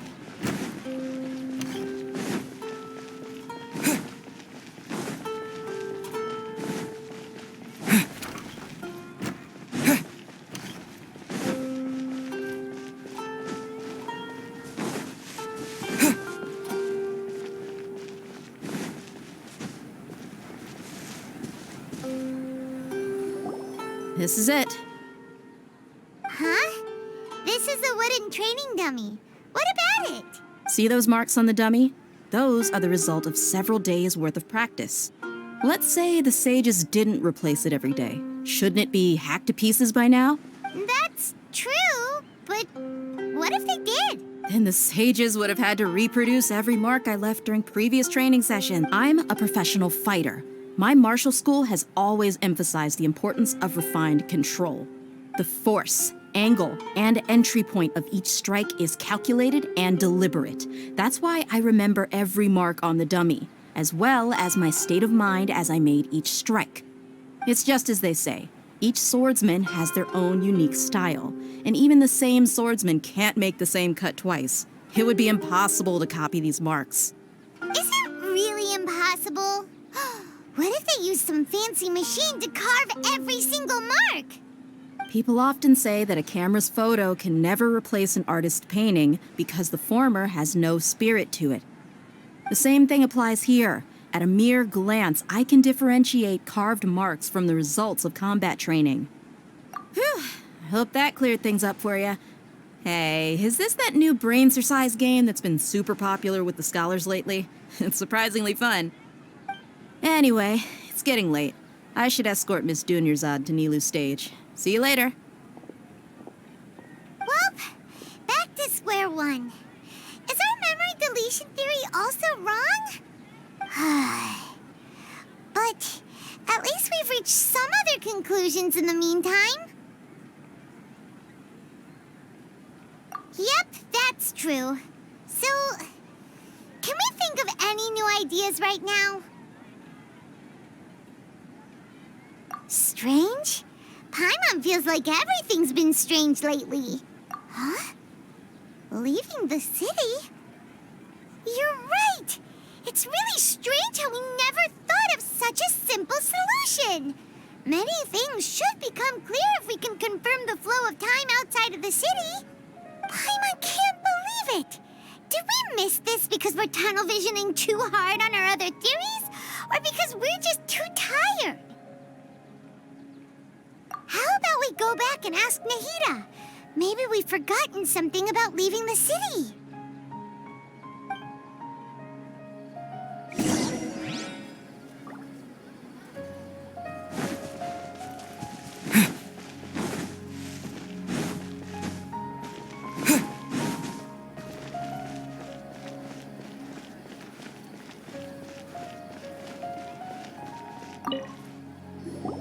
Nahida, we're back! You're back early today. Did you find something new? Sort of. We're mostly sure now that we're not in... Leaving the city. As far as I remember, you've mentioned your plans to do that twice but... We did? But we don't remember anything. What happened after we talked about those plans? What did we say when we got back? Let me think. I don't think you ever actually told me what the outcome was. Oh, it's probably more accurate to say that both times you never came back the whole night. But you two sometimes stay out the entire night anyway, so at the time, I didn't think too much about it. It is true that sometimes we lose track of time during our investigations. Before we know it, it'll already be the next day. But still, neither of us remember anything about... Really? That's kind of strange. In theory, I should have already awakened all your memories. Yep, something here's definitely fishy. Let's get to the bottom of this tomorrow.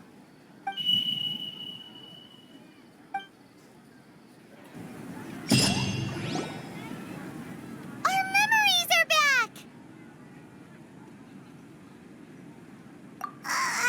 About that... Well, where should Paimon begin? Traveler, aside from your memories that were just restored, I have another message for you.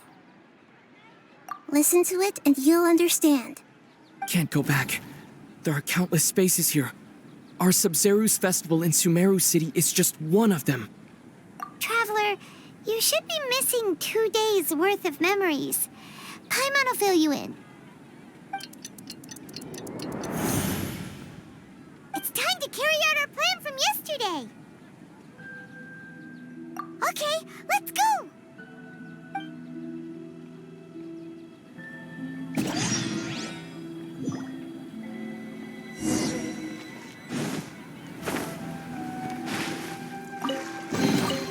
I'll keep this close.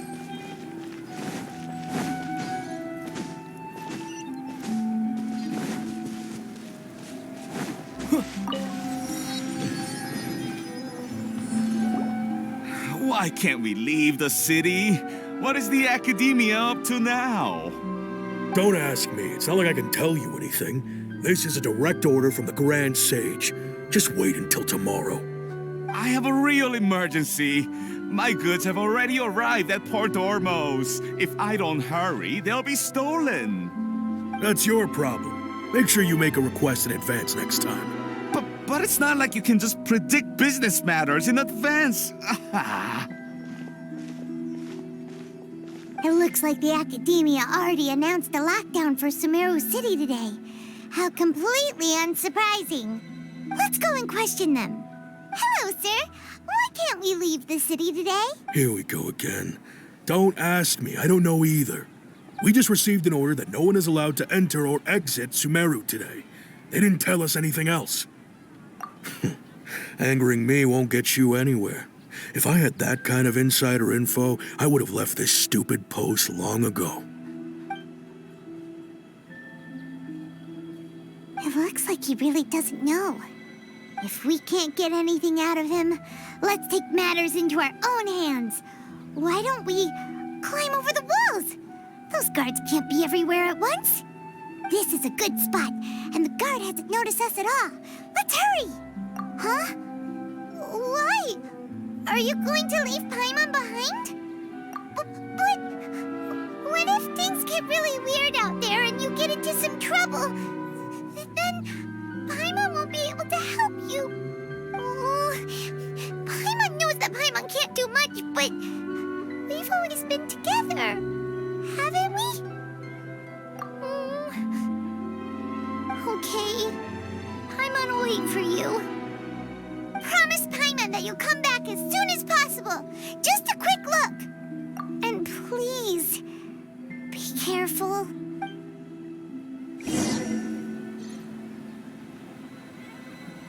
Memories!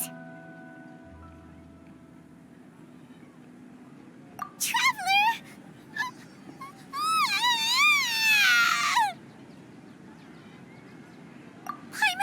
Paimon would never see you again! You just disappeared! Paimon waited for you for hours and hours at the city wall and you never came back! You promised Paimon that you were only taking a quick look! Paimon, calm down. He's here now. I don't think he understood what you were saying. Paimon doesn't care! Paimon wanted to go look for you, but you also said that Paimon should stay! Paimon was so worried and so scared the entire day!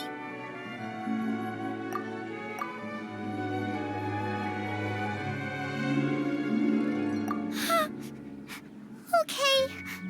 Paimon will forgive you. The most important thing is that you didn't actually disappear. Oh, Paimon was so... Okay, Paimon, can you tell us your perspective of what really happened yesterday? I see. Using two people's different perspectives. After that, you left the city. Paimon kept her eyes on you the whole time, but then you disappeared in an instant. No way! Paimon was watching you with the fullest attention. What's your perspective, Traveler? You sure you don't have any memory of this? I guess that explains everything. You also lost your memories the last 2 times you tried to leave the city.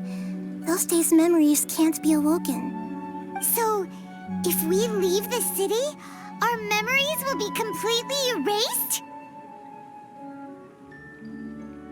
It really sounds like something big outside of the city is being hidden on purpose. But this way, we'll also never discover what's outside. Something like a message? But how can we send it back? Don't look at me like that. I'm not used to being stared at. Well... Okay. You want something that can pass on messages, right? Give me some time and take care of Dunyar's out for me. Yep! Now we're talking!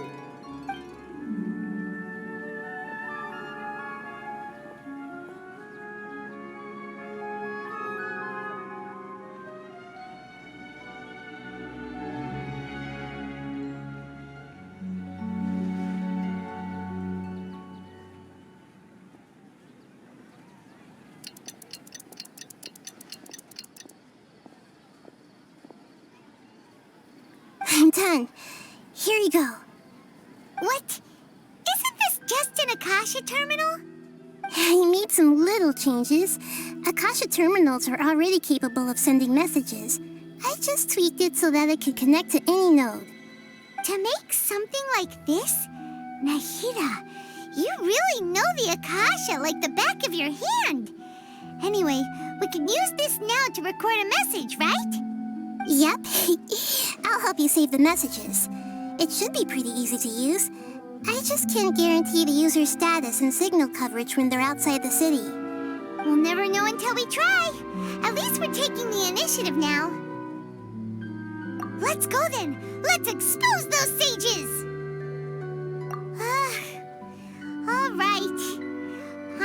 isn't as worried about being separated since it happened once yesterday.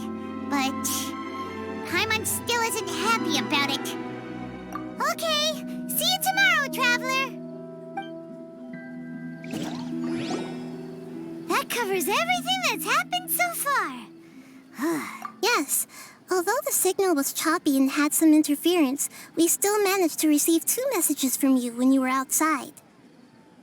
Okay, now that you understand what's going on, let's hear the messages together.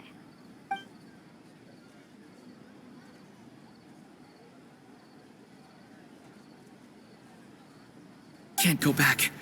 There are countless spaces here. Our Sabzeruz festival in Sumeru City is just one of them. I've entered another space. Before me are flowing sandstone and howling fish. Impossible and surreal sights. All these spaces are empty except for the occasional ones that contain mute puppets rather than people. I can't sense any human presence.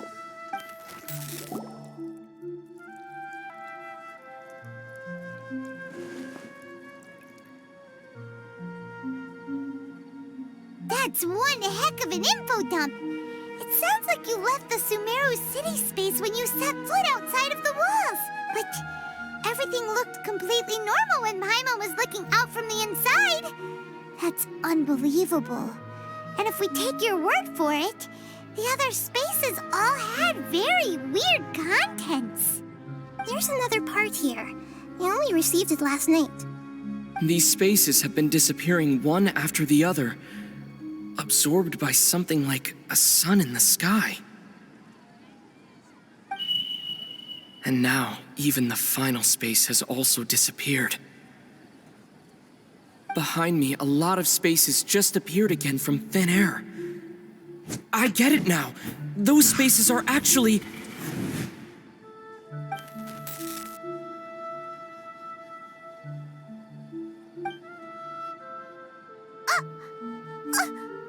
Why did the message end right there? What did the Traveler want to say? What are those spaces? Probably because yesterday just happened to end at that moment. Oh, right. Paimon did hear a beep from the Akasha. Did it come from here or from the message? The message. It should have come from the Traveler's Akasha terminal.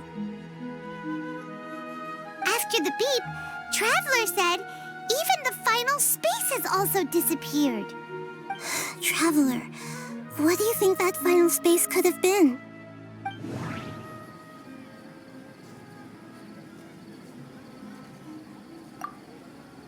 All the bizarre spaces I saw outside the city had one thing in common: a lack of human presence.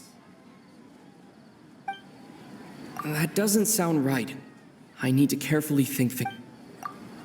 Was that space actually the real world? But wouldn't a real space just randomly disappearing like that be catastrophic? That doesn't sound right.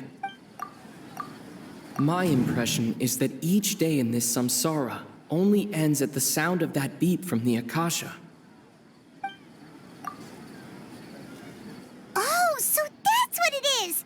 After the sound of the beep, the final space, the Sabzeruz festival, also disappears, and we're taken to the next day. Later on, Traveler also mentioned a bunch of new spaces materializing behind them. Do lots of new spaces appear every day? Paimon's head is spinning. Just what are these spaces anyhow? Well, consider this. For all the horrors of the Archon War, at its heart, it was just a game where a bunch of gods fought over 7 seats. So no matter how strange or spooky things may look on the surface, maybe all they point to in the end is a small and simple secret. Wow, the Archon War, huh? That's an analogy and a half.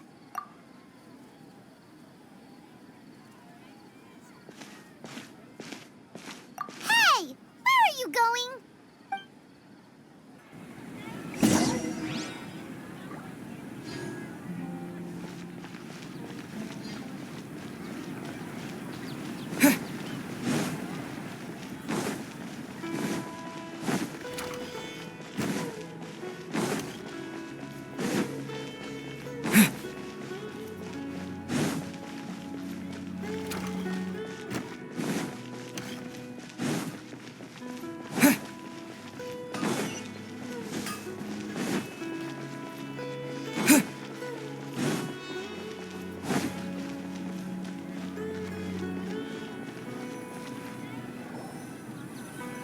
want some alone time to think?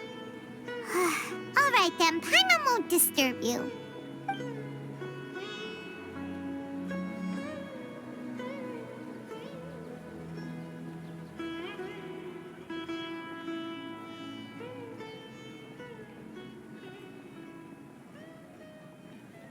The dance of Sabzeruz is about to begin. I'm going to go watch it. Okay. Why don't you go ahead, Dunyarzad? We still have some other stuff to do first. Okay then. See you later.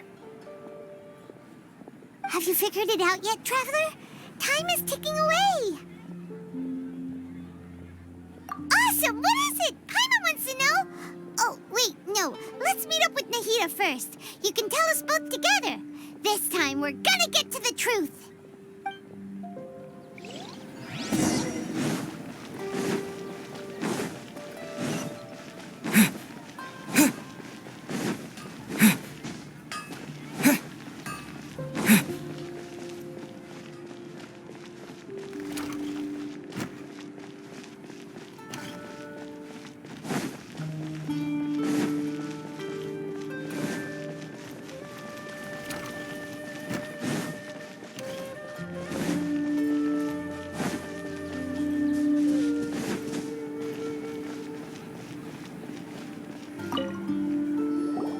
You're back! I've been waiting forever for you two. Judging by the looks on your faces, are you ready to take your Sabzeruz exam and graduate from the festival? Okay, first off, have you discovered the hidden truth?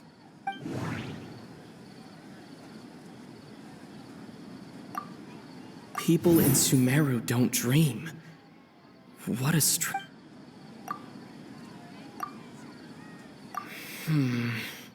I can't seem to cohesively piece everything together.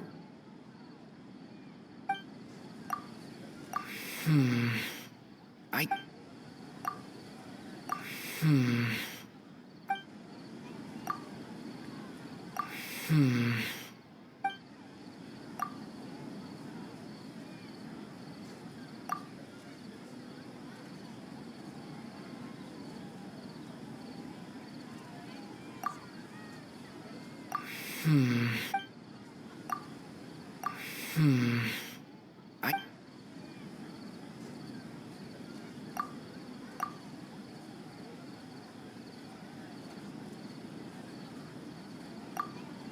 We've already experienced... That doesn't sound right.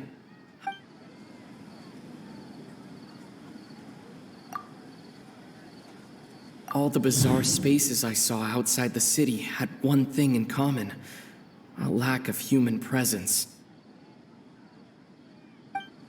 Those spaces remind me of... dreams. Like the one I had in the Avidia Forest. Except these have no sign of human presence. That doesn't sound right. I need to carefully think things through.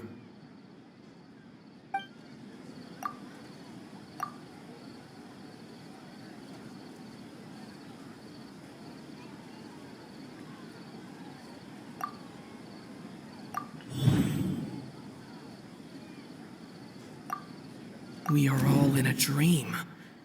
It isn't that the people of Sumeru don't dream. Rather, the Akasha is taking their dreams from them. People in Sumeru think they don't dream, but the truth is the Akasha steals their dreams without them knowing it. And those spaces with no human presence are stolen dreams without their host. That would explain why they sounded so weird when he was trying to describe them. Huh. So people in Sumeru do dream after all. In fact, we're all in one big dream together right now. Correct answer. Now, how did you conclude that the Akasha is capable of this?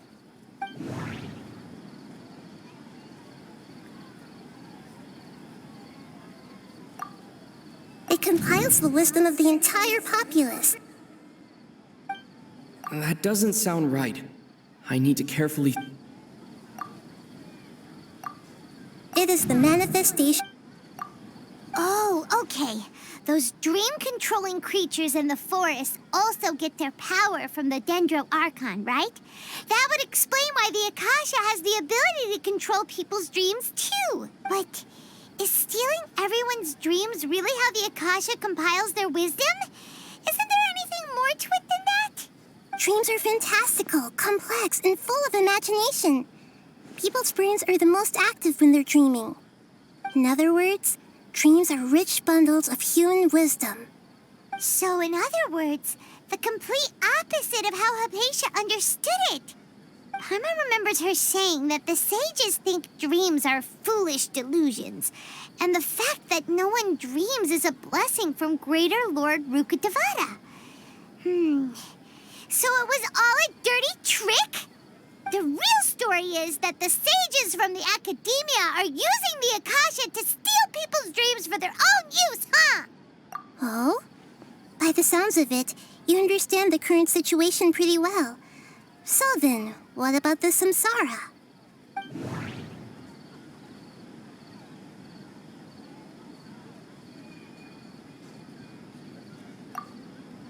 We've already experienced the Sabzeruz festival many times, and the day of the festival seems to be in a perpetual samsara.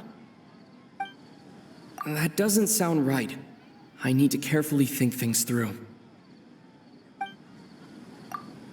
My mind feels exhausted, even though I haven't done too much thinking. What is going on? That doesn't sound right. The beep is a prompt tone for Akasha operations. We still hear it every night, even though we removed our Akasha terminals. That doesn't sound right. Those spaces kept disappearing before my eyes. But as soon as that beep sounded, many more spaces materialized. Those dreamscapes kept vanishing. But as soon as that beep sounded, more new spaces appeared.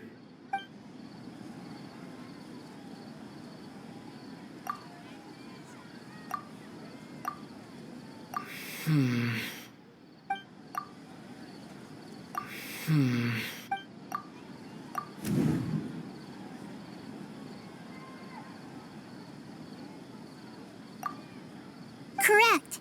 The Akasha is keeping each person's brain in a constant dream state, but also separating their consciousness from their own dream. Their disembodied consciousness is placed inside the collective dream of the Sabzeruz festival along with everyone else's, while their now vacant dreams are harvested by the Akasha. No one is any the wiser as another day passes in the dream, and so begins another samsara cycle. People wake up to yet another dream about the Sabzeruz festival. The dreams that belong to them are once again harvested by the Akasha, and so it continues. So, this is like a dream factory, and the Akasha is a dream harvesting machine. Did Paimon get that analogy right? Very good, Paimon. Using analogies well is an excellent habit to get into. Okay, so that beep we keep hearing is actually from our real-life Akasha terminals. Taking off our terminals in this dream doesn't do anything. All right, last question. Who am I?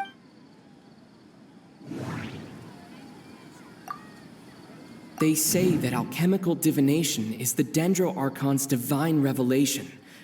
So then, if Nahida has referred to herself as the moon... So you noticed. I thought that one would be the hardest question. That's why I put it last. That wasn't hard at all. Even Paimon guessed that. Everything about you is different. We just didn't want to expose you is all. Now that you mention it, Nahida, you've been hinting to us since the very beginning. It's funny. Thinking back to when we were asking all over the place for info about Lesser Lord Kusanali. Paimon didn't expect to meet you like this. Yes, those can wait until we're back in real life. On the other hand, I'd be happy to answer any more questions you have about here and now.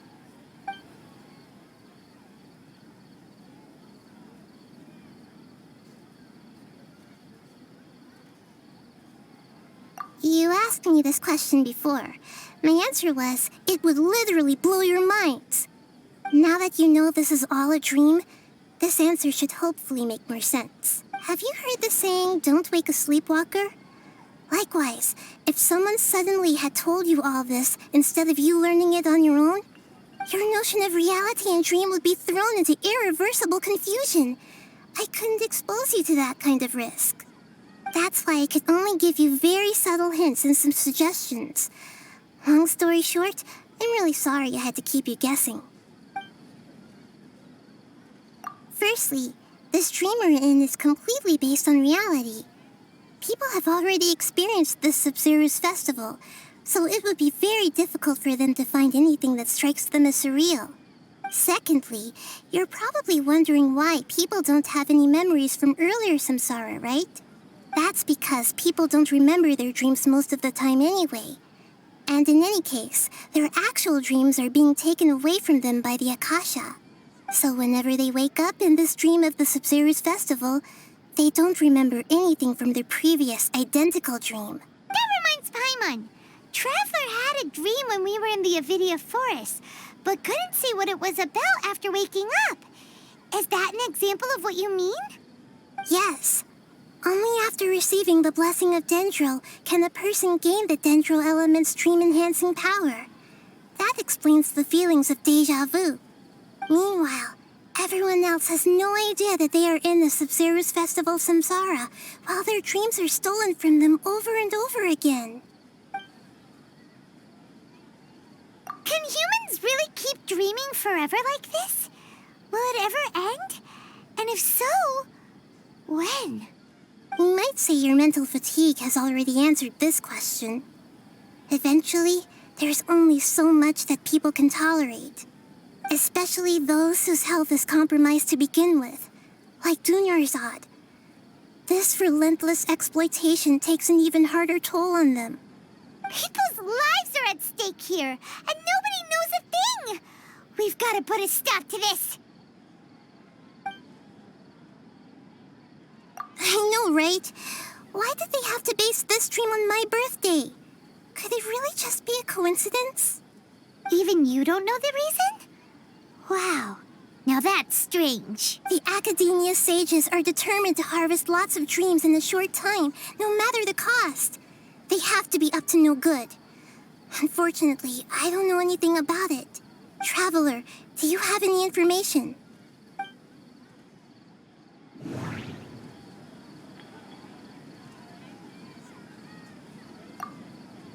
Okay, Nahida said the Akasha relies on the power of a gnosis to operate, as it is the manifestation of the God of Wisdom's power. It compiles the wisdom of the entire populace, and it grants knowledge to the people. That doesn't sound right.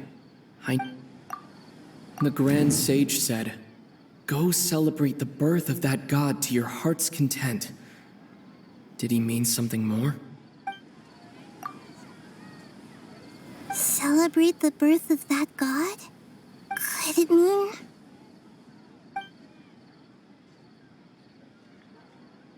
deceiving the people of Sumeru with no regard for their safety?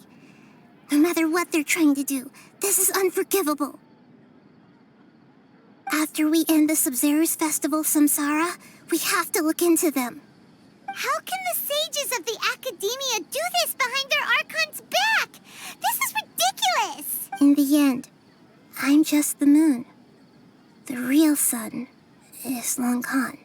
A sun and a moon? Nahida's talking in riddles again. Oh, we're out of time today. I'll tell you how to break free of the Samsara tomorrow. See you then.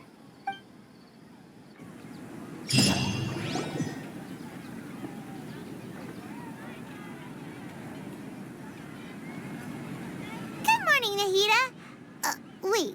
Now that Paimon remembers everything, should we instead say good morning, Lesser Lord Kusanali? Hey, what's wrong, Nahida? You don't look too good. I'm afraid that what you're thinking right now is correct. Did Dunyarzad already disappear?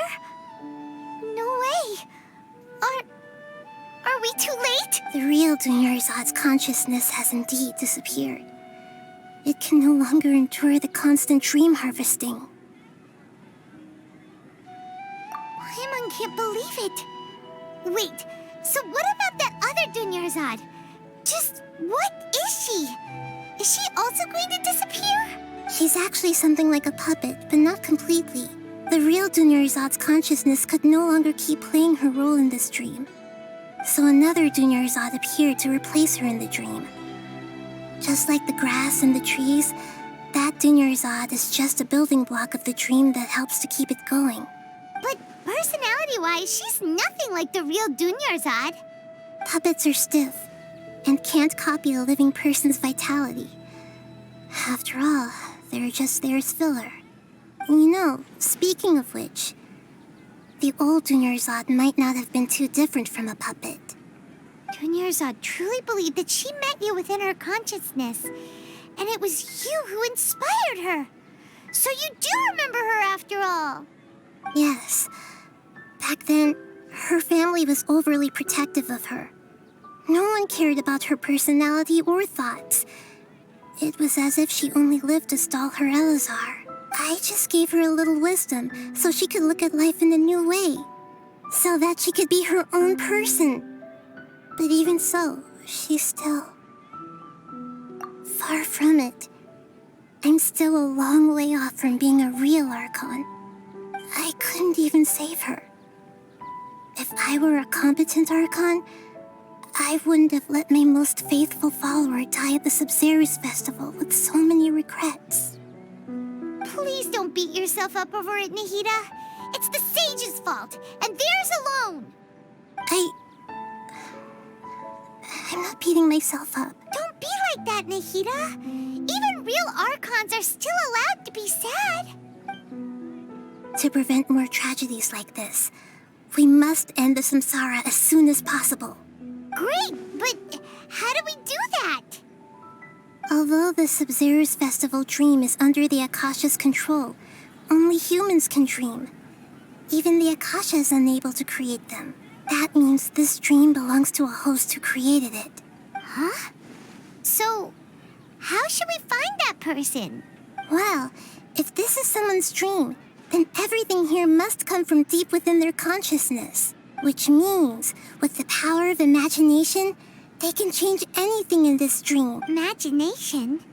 What do you mean by that? Imagination means breaking through what you perceive as normal. Like when a server at a tavern brings a plate to you, you'd naturally assume that food is on it. However, if you're the dream's host and you become aware that you're dreaming, when you imagine gold and more on the plate, the dream will respond in kind, and the server really will bring you gold and mora. But right now, our host is unaware that this is a dream. No matter how many times they're served, it will always be food. Find some way to make that person realize that they're dreaming. Usually, once that happens, the person will wake up and the dream samsara will be broken. How are we going to find them, though? If it could be anyone, it'd be like looking for a needle in a haystack. And even if we did find them, how are we supposed to make them realize they're dreaming? After all, like you said, don't wake a sleepwalker. It's extremely difficult, yes.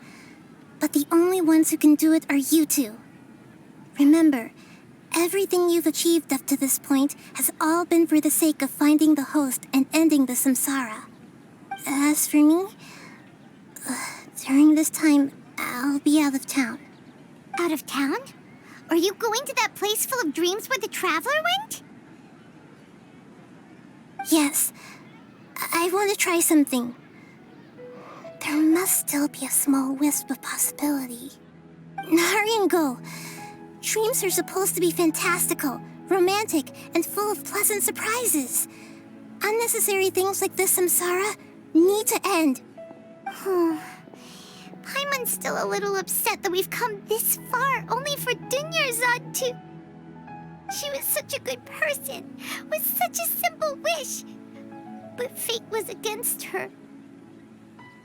Yeah, saving Dunyarzad is what kept us going this whole time. But We mustn't lose hope, Traveler.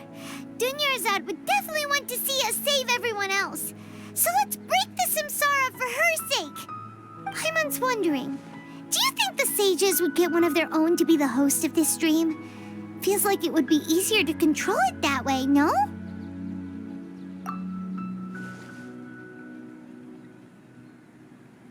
Huh. That's true. Plus, the sages probably weren't counting on there being other factors beyond their control, like Nahida and us. So, who do you think the host of the dream is? Oh, that would make sense. Ferris, the Knight of Flowers, is a symbol of the whole Sabzeruz festival, right? Pretty core character. Let's go ask him some questions, shall we?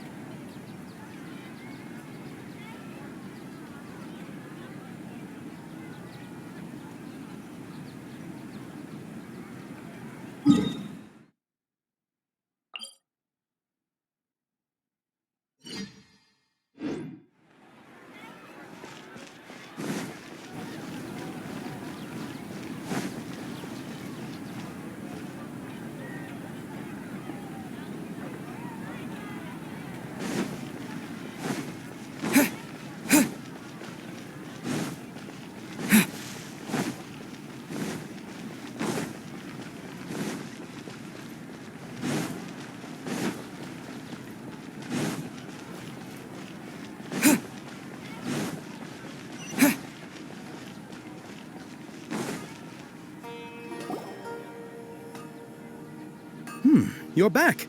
You left in a hurry last time. Is everything okay?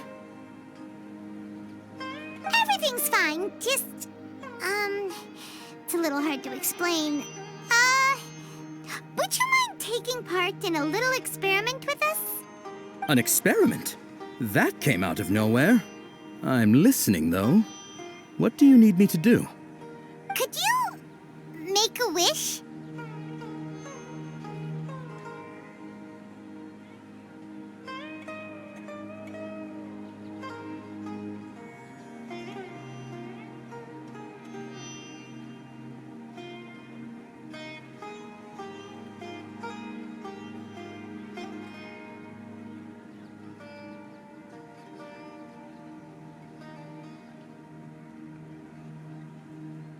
You want me to make a wish? Is that a new Sabzeruz festival tradition or something? Less questions, more wishing! Okay. My wish. Okay. I'm a little nervous saying this out loud, but I want Miss Dunyarzad to be happy. Oh. I noticed earlier that she looked a bit down, and she wasn't really talking to anyone. She just doesn't seem like herself. She's always so gentle and kind, and all the kids love her. I've also wondered if the reason she asked me to be Ferris Knight of Flowers is because I'm special to her, or something. So, you have a crush on Dunyarzad? Oh, is it that obvious? After what I just said, I guess it is. When she placed the hat of the Knight of Flowers onto my head, she said to me, I want everyone to have a happy Sabzeruz festival. What she didn't realize was that I'm not that interested in how everyone else feels. In that moment, I just wanted to be her Knight of Flowers for the rest of my life. 50 years, 100 years, I'll serve her till the end of time. Okay, yeah, that was a bit much. Felt like the right moment to get it off my chest, but That was pretty embarrassing. Okay, I'm ready to make my wish. I would like Miss Dunyarzad to appear in front of me right now with a smile on her face. Here goes. Please come true. I'm gonna open my eyes. Oh, you... What? Farky? Sorry, but only one portion of Yalda candies per person. Back home you go. Nice try, you two. Anyway, never mind. I don't need to see her appear right in front of me. As long as she's happy. Guess he isn't the host of this dream after all.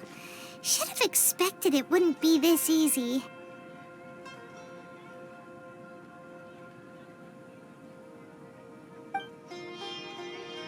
It seems like everyone who knows Dunyarzad loves her. But none of them has any idea that she... My lady, step back. That sounds like Dia! Oh, right. This is when Dunyarzad bumps into the kidnappers. Huh? But Dia can handle them. Hey, Traveler!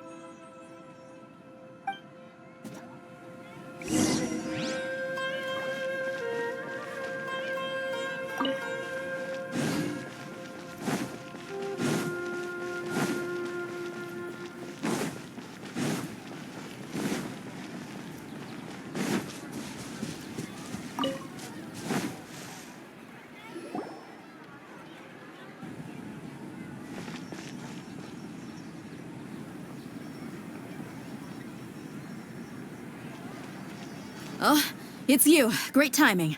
Please take... Hey, this is my job. The homie Yannis pay me, not you. You... Fine, all right. Knock yourself out. Why are you so worked up anyway? It's not like I don't trust your fighting skills. Anyway, watch yourself.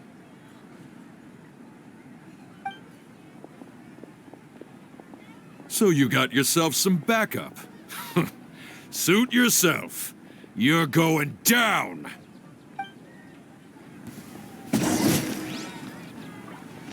Speed of light! Hey! Scatter!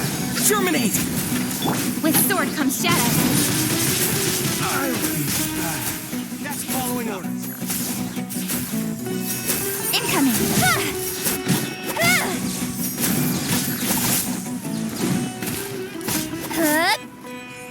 Don't blink!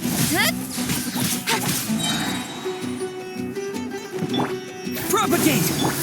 By royal decree! I'll be back. Traveler, were you just taking your anger out on those guys? You and Nahida both. Dunyarzad wouldn't want to see you two like this. Oh, and speaking of her, Paimon just remembered something.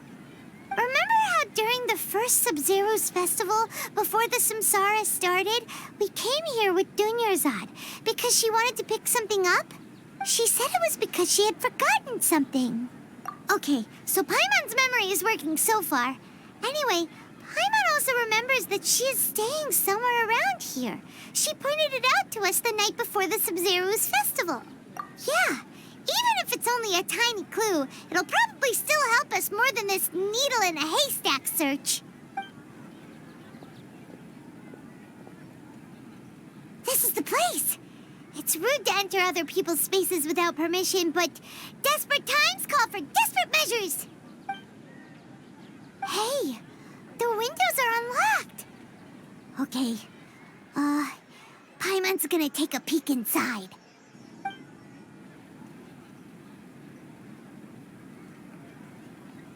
This was only a temporary residence, so there was pretty much nothing inside except this book on the table. Should we open it?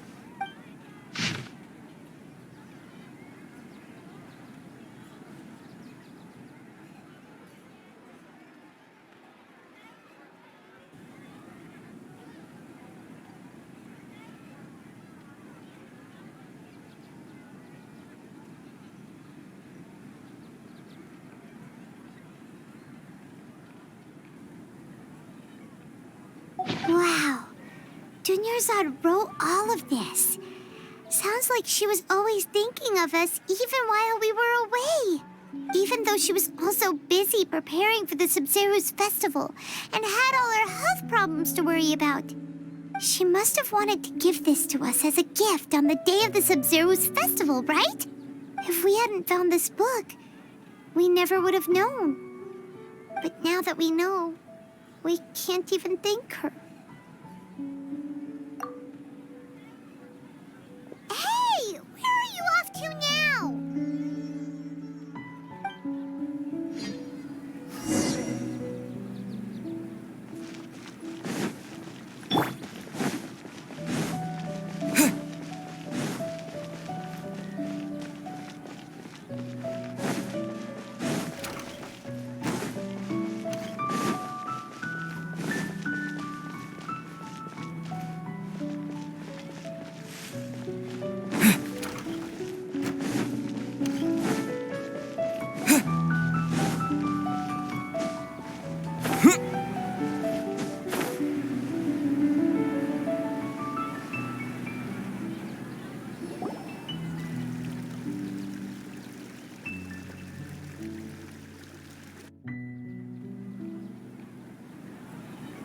It's Dunyarzad's puppet.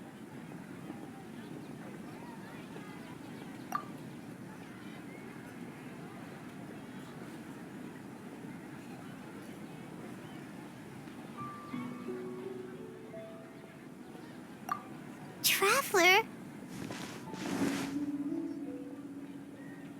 You must be exhausted. Come to think of it, we've been stuck in this place for a really, really long time.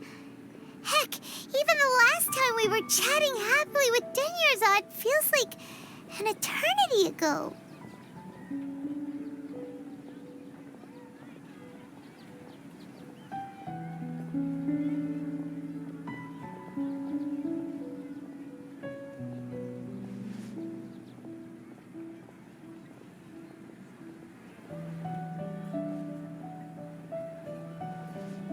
Paimon still remembers when we were sitting here, and the way her eyes sparkled when she talked about Nilu's dance of Sabzeruz. There will always be frustrations in life, but I know that the point of living is not to leave behind any regrets.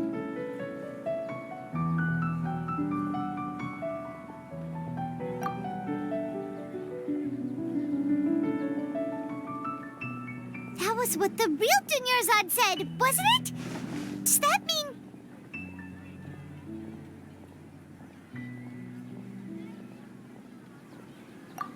Yes, Traveler. What is it?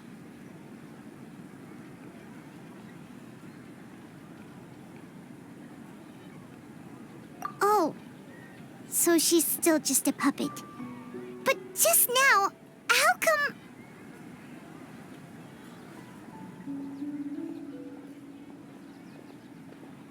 What? Where are we going this time?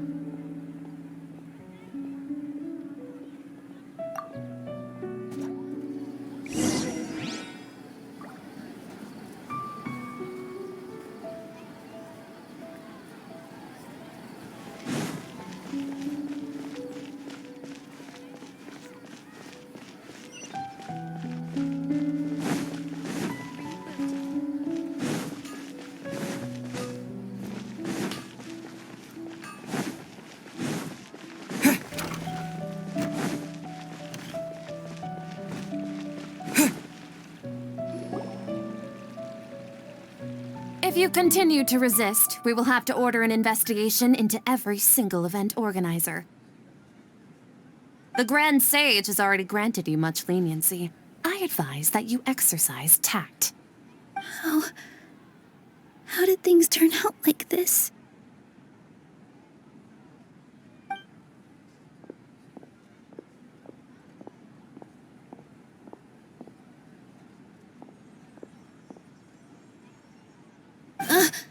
Traveler? You don't have to get involved. He's a sage from the academia. I don't want to drag you into this. Traveler? Traveler? What the heck are you doing? If If you get arrested by the Academia, that's another day gone to waste!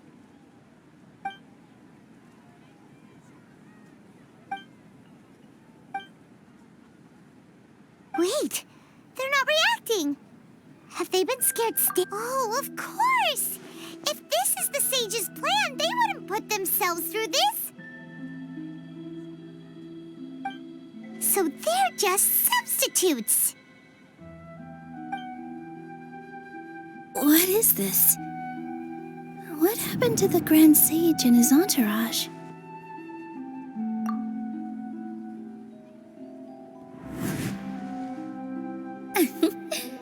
Like I said, they symbolize the goddess of flowers.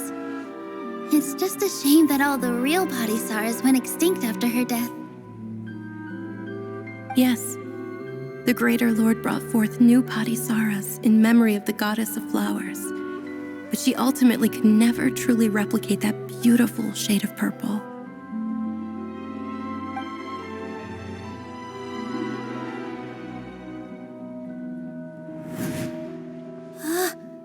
That beautiful shade of purple. Aren't these flowers real Padisaras? Just like the ones from the legend? I didn't even notice. Dunyarzad, did you find these? But didn't you just say all the real flowers went extinct after the goddess of flowers passed away? So, Al? Yeah. What's going on here?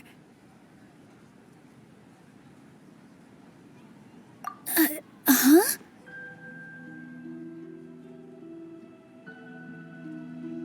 You guys are acting weird. But okay, I'll try.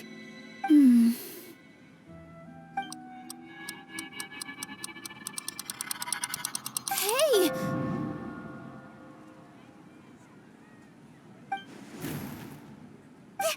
They disappeared! So Nilu's the host. What a surprise! Purple Padisaras don't exist in the real world anymore. But in Nilu's subconscious, they can appear as decorations on the stage. It's just like the example Nahida told us. People assume there will be food on a plate, and Nilu assumed there would be real Padisaras in the flower pots. So when you saw the flowers, you instantly knew it was Nilu? But if we want to end the Samsara, we need the host to become aware that they're dreaming. How should we make Nilu realize that? Am I dreaming? Huh? So I'm right. Is this Lesser Lord Kusanali responding to our celebration of the Sabzeruz festival? Wrong guess, but you aren't completely wrong either. The point is, what made you think this is a dream? As far as you know, people in Sumeru don't dream, right? Yeah, but have you heard the tale of the first sage? To prevent a calamity, he went on a journey to find the Dendro Archon. Ooh, sounds familiar.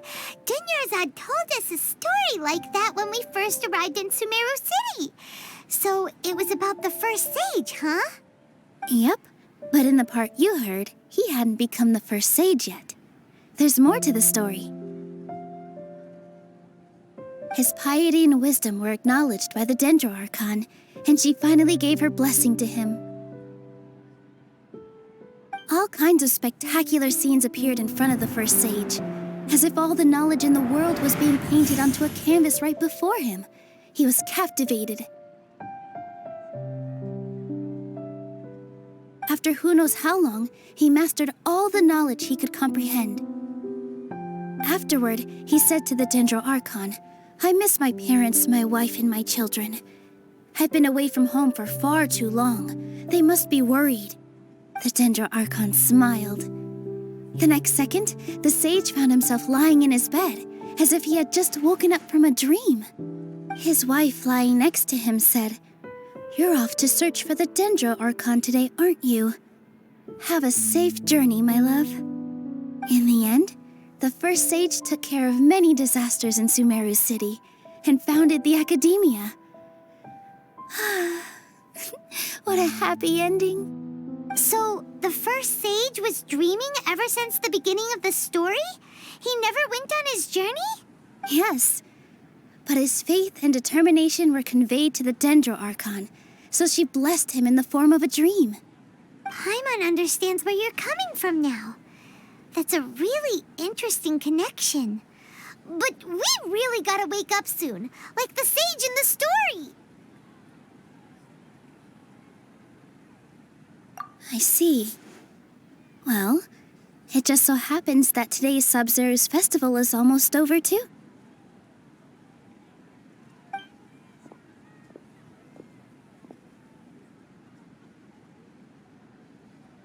Since we're in a dream, let's make this final dance of Sabzeruz as beautiful as we can.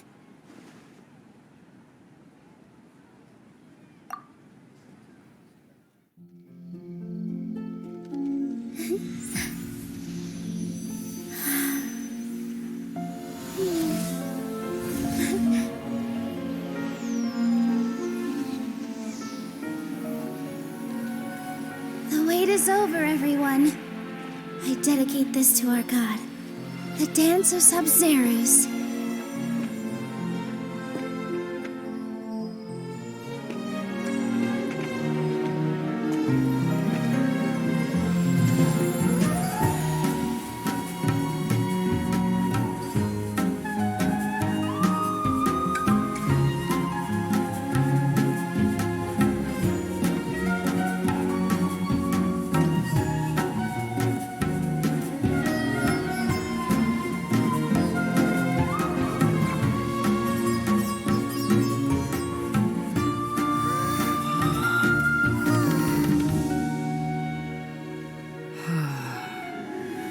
I'd be lying if I said I had no regrets. I would have loved to see Nilou's dance.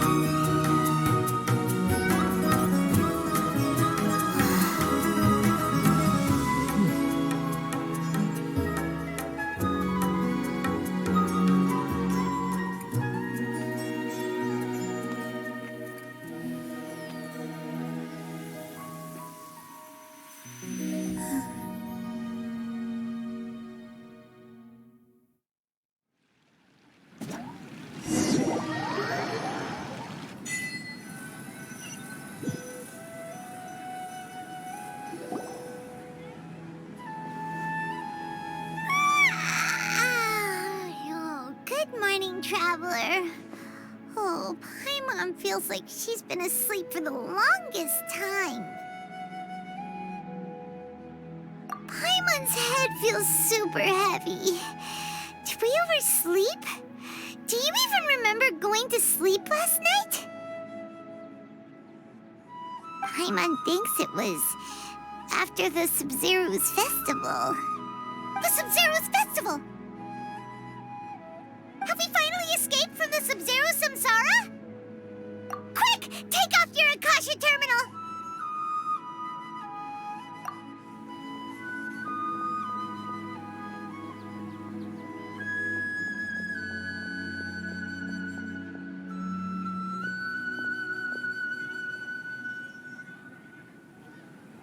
She's not in her room. What happened?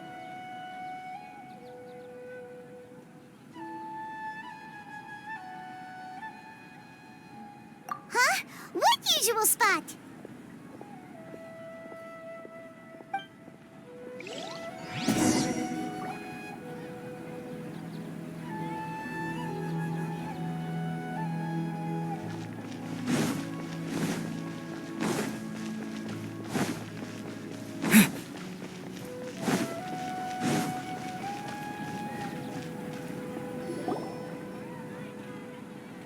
Well done, Traveler and Paimon.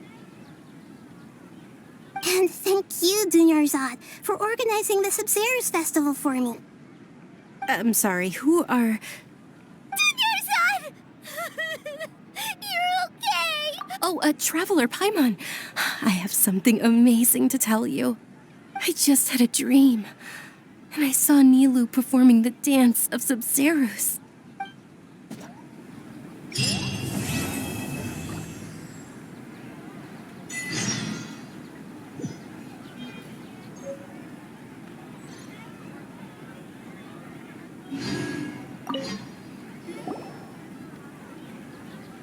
Actually Nahida, aren't you? Paimon felt like Catherine was acting weird when we met at the Sabzeruz festival. And Dunyarzad, did you save her? It's a really long story. We shouldn't disturb her. Her consciousness is still weakened.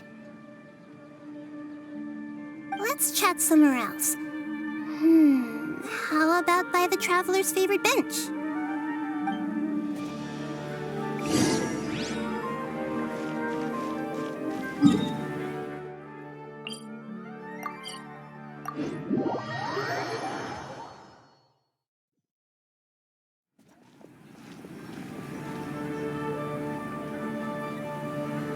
Let's talk about Dunyarzad first. It's such a relief that she's all right. After we parted on the last day of the Sabzeruz festival, I left the city and saw what the Traveler had described. Among the countless dreams, I found one that was growing fainter and fainter. This proved my suspicion. Once Dunyarzad could no longer bear the Akasha harvesting her dreams, her consciousness began to dissipate. But this also meant it escaped the Akasha's control. Such a small fragment of consciousness can't last for very long, though. It will return to its original dream, where both will gradually fade until they completely disappear. I used all the power I had to keep her dying dream alive as long as possible, but it still wouldn't have lasted for much longer if it hadn't been for you two breaking the Samsara. So it looks like we did manage to save Dunyarzad in the end. And not a moment too soon. Huh? Why are you two smiling so happily? I thought you'd be so moved that you'd start crying. I need to spend more time observing human emotions. Both are fine. Everyone reacts differently. All right. You two must have a lot of other questions for me, right? After all, you saved my faithful believer. As your reward, I will answer any and all questions. At the Avidia forest, there was this incense that made the Traveler fall unconscious and dream of a huge tree and a red sky. You also heard someone's voice, right? It said world and forget me. Yeah, so you do know. We've been wanting to ask you what that was about, and if the red sky was related to Conria. It seems like the Traveler established a connection to Irminsul. That was a message left by Greater Lord Rukkhadevata's residual consciousness in Irminsul. Perhaps her last memory before she died. As you two probably know, Greater Lord Rukkhadevata disappeared after the disaster in Conria. The timings of these events do line up, so your suspicions are reasonable. A message from Greater Lord Rukkhadevata? We thought it was from the Scarlet King. The Scarlet King? That god who died even longer ago? Some present-day desert dwellers still worship him. You probably just heard some of their conspiracies. Okay, so what does the message mean? I still haven't managed to decipher it. Even the Akasha isn't currently capable of doing that. Greater Lord Rukkhadevata's residual consciousness in Irminsul seems to be contaminated with something that has a very dangerous aura to it. Many devoted scholars go mad as soon as they connect their consciousness. I've warned the academia about this many times, but people still keep falling victim to it. But I believe this is the key to saving Irminsul. That's why I've kept trying to decipher it. So the tree in the vision was Irminsul? Oh, Tainari also said that Irminsul is sick. Is it because of the contaminated consciousness? But even if you can't figure out what that vision was all about, it seems like our search for you was all in vain. The Traveler wasn't affected after coming in contact with that consciousness. I've never seen anyone like that. With you here, we may have a chance at deciphering it. No, we must decipher its secrets. I've already eliminated all other factors that might affect Irminsul. This is the only one left. This puzzle has life and death at stake. It could determine Irminsul's fate, as well as Tevat's. To be accurate, I'm using the Akasha as a medium to occupy Catherine's consciousness. How did you do that? Poor Catherine. Does this mean you can also occupy other people's consciousnesses? Theoretically, I can enter anyone's mind as long as they're wearing their Akasha terminal. The Akasha is the legacy of Greater Lord Rukkhadevata. As Lesser Lord Kusanali and the first Akasha terminal, my consciousness has always been linked to the Akasha. I've always respected my people's free will, so I've never actually occupied their consciousness. When necessary, I just borrow this bionic Snezhnayan puppet. Hold on. Did we just learn some deep, dark secret? So Catherine is... No wonder Paimon felt something was off about her. What about your own body? Why do you need to borrow other people's? Don't you live in the sanctuary of Surasthana? That story begins a long time ago. After Greater Lord Rukkhadevata disappeared, the sages found my newly born self and took me back to Sumeru.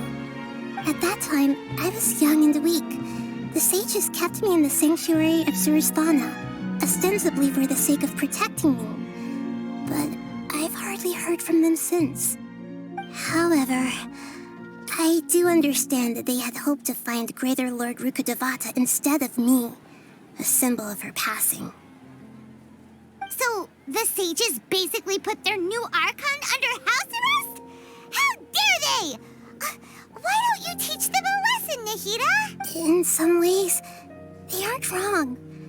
Greater Lord Rukkhadevata was omniscient and omnipotent. Even after her death, the Akasha is still empowering this nation. And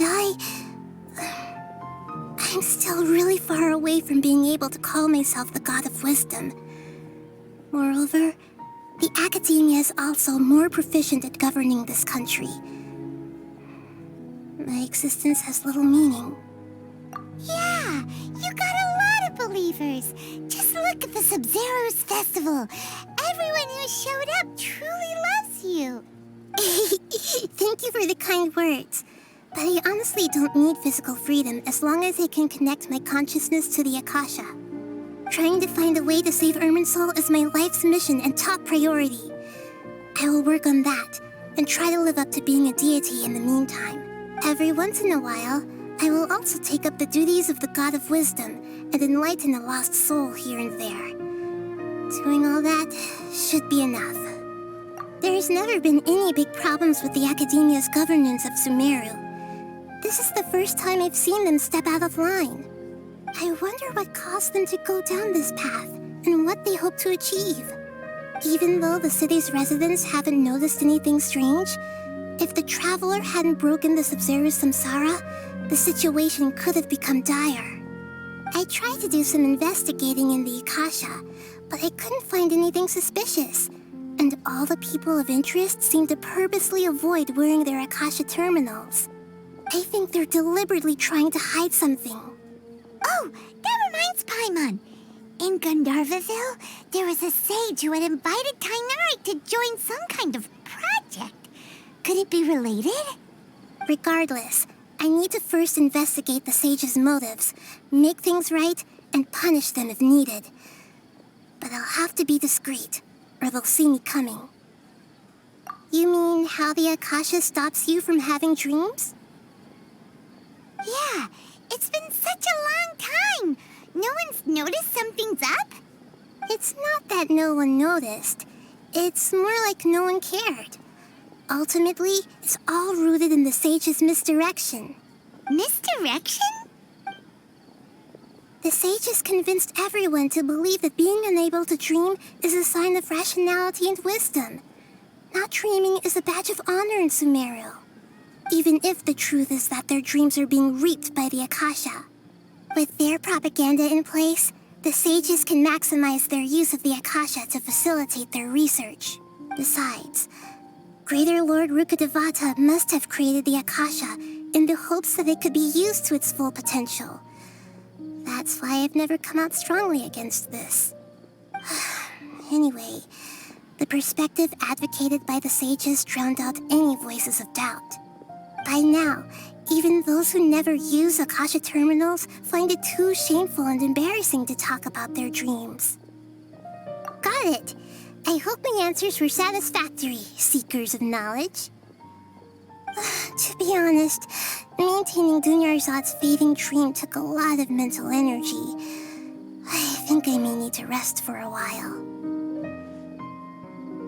Oh, and you don't need to worry too much about the sage's activities for now. The Akasha won't be able to conduct another project on the scale of the Sabzeruz Samsara in the immediate future. Go and get some sleep. Leave everything to us. What a relief. This is truly the most exhausting birthday I've ever had. Traveler? Paimon? Why am I here? Do either of you know? Maybe you were sleepwalking. You know you can't wake up a sleepwalker. We happened to walk by, so we thought we'd wait for you to wake up. I see. I should visit my maintenance personnel sometime. Oh, I'm fine. I better go. Thank you.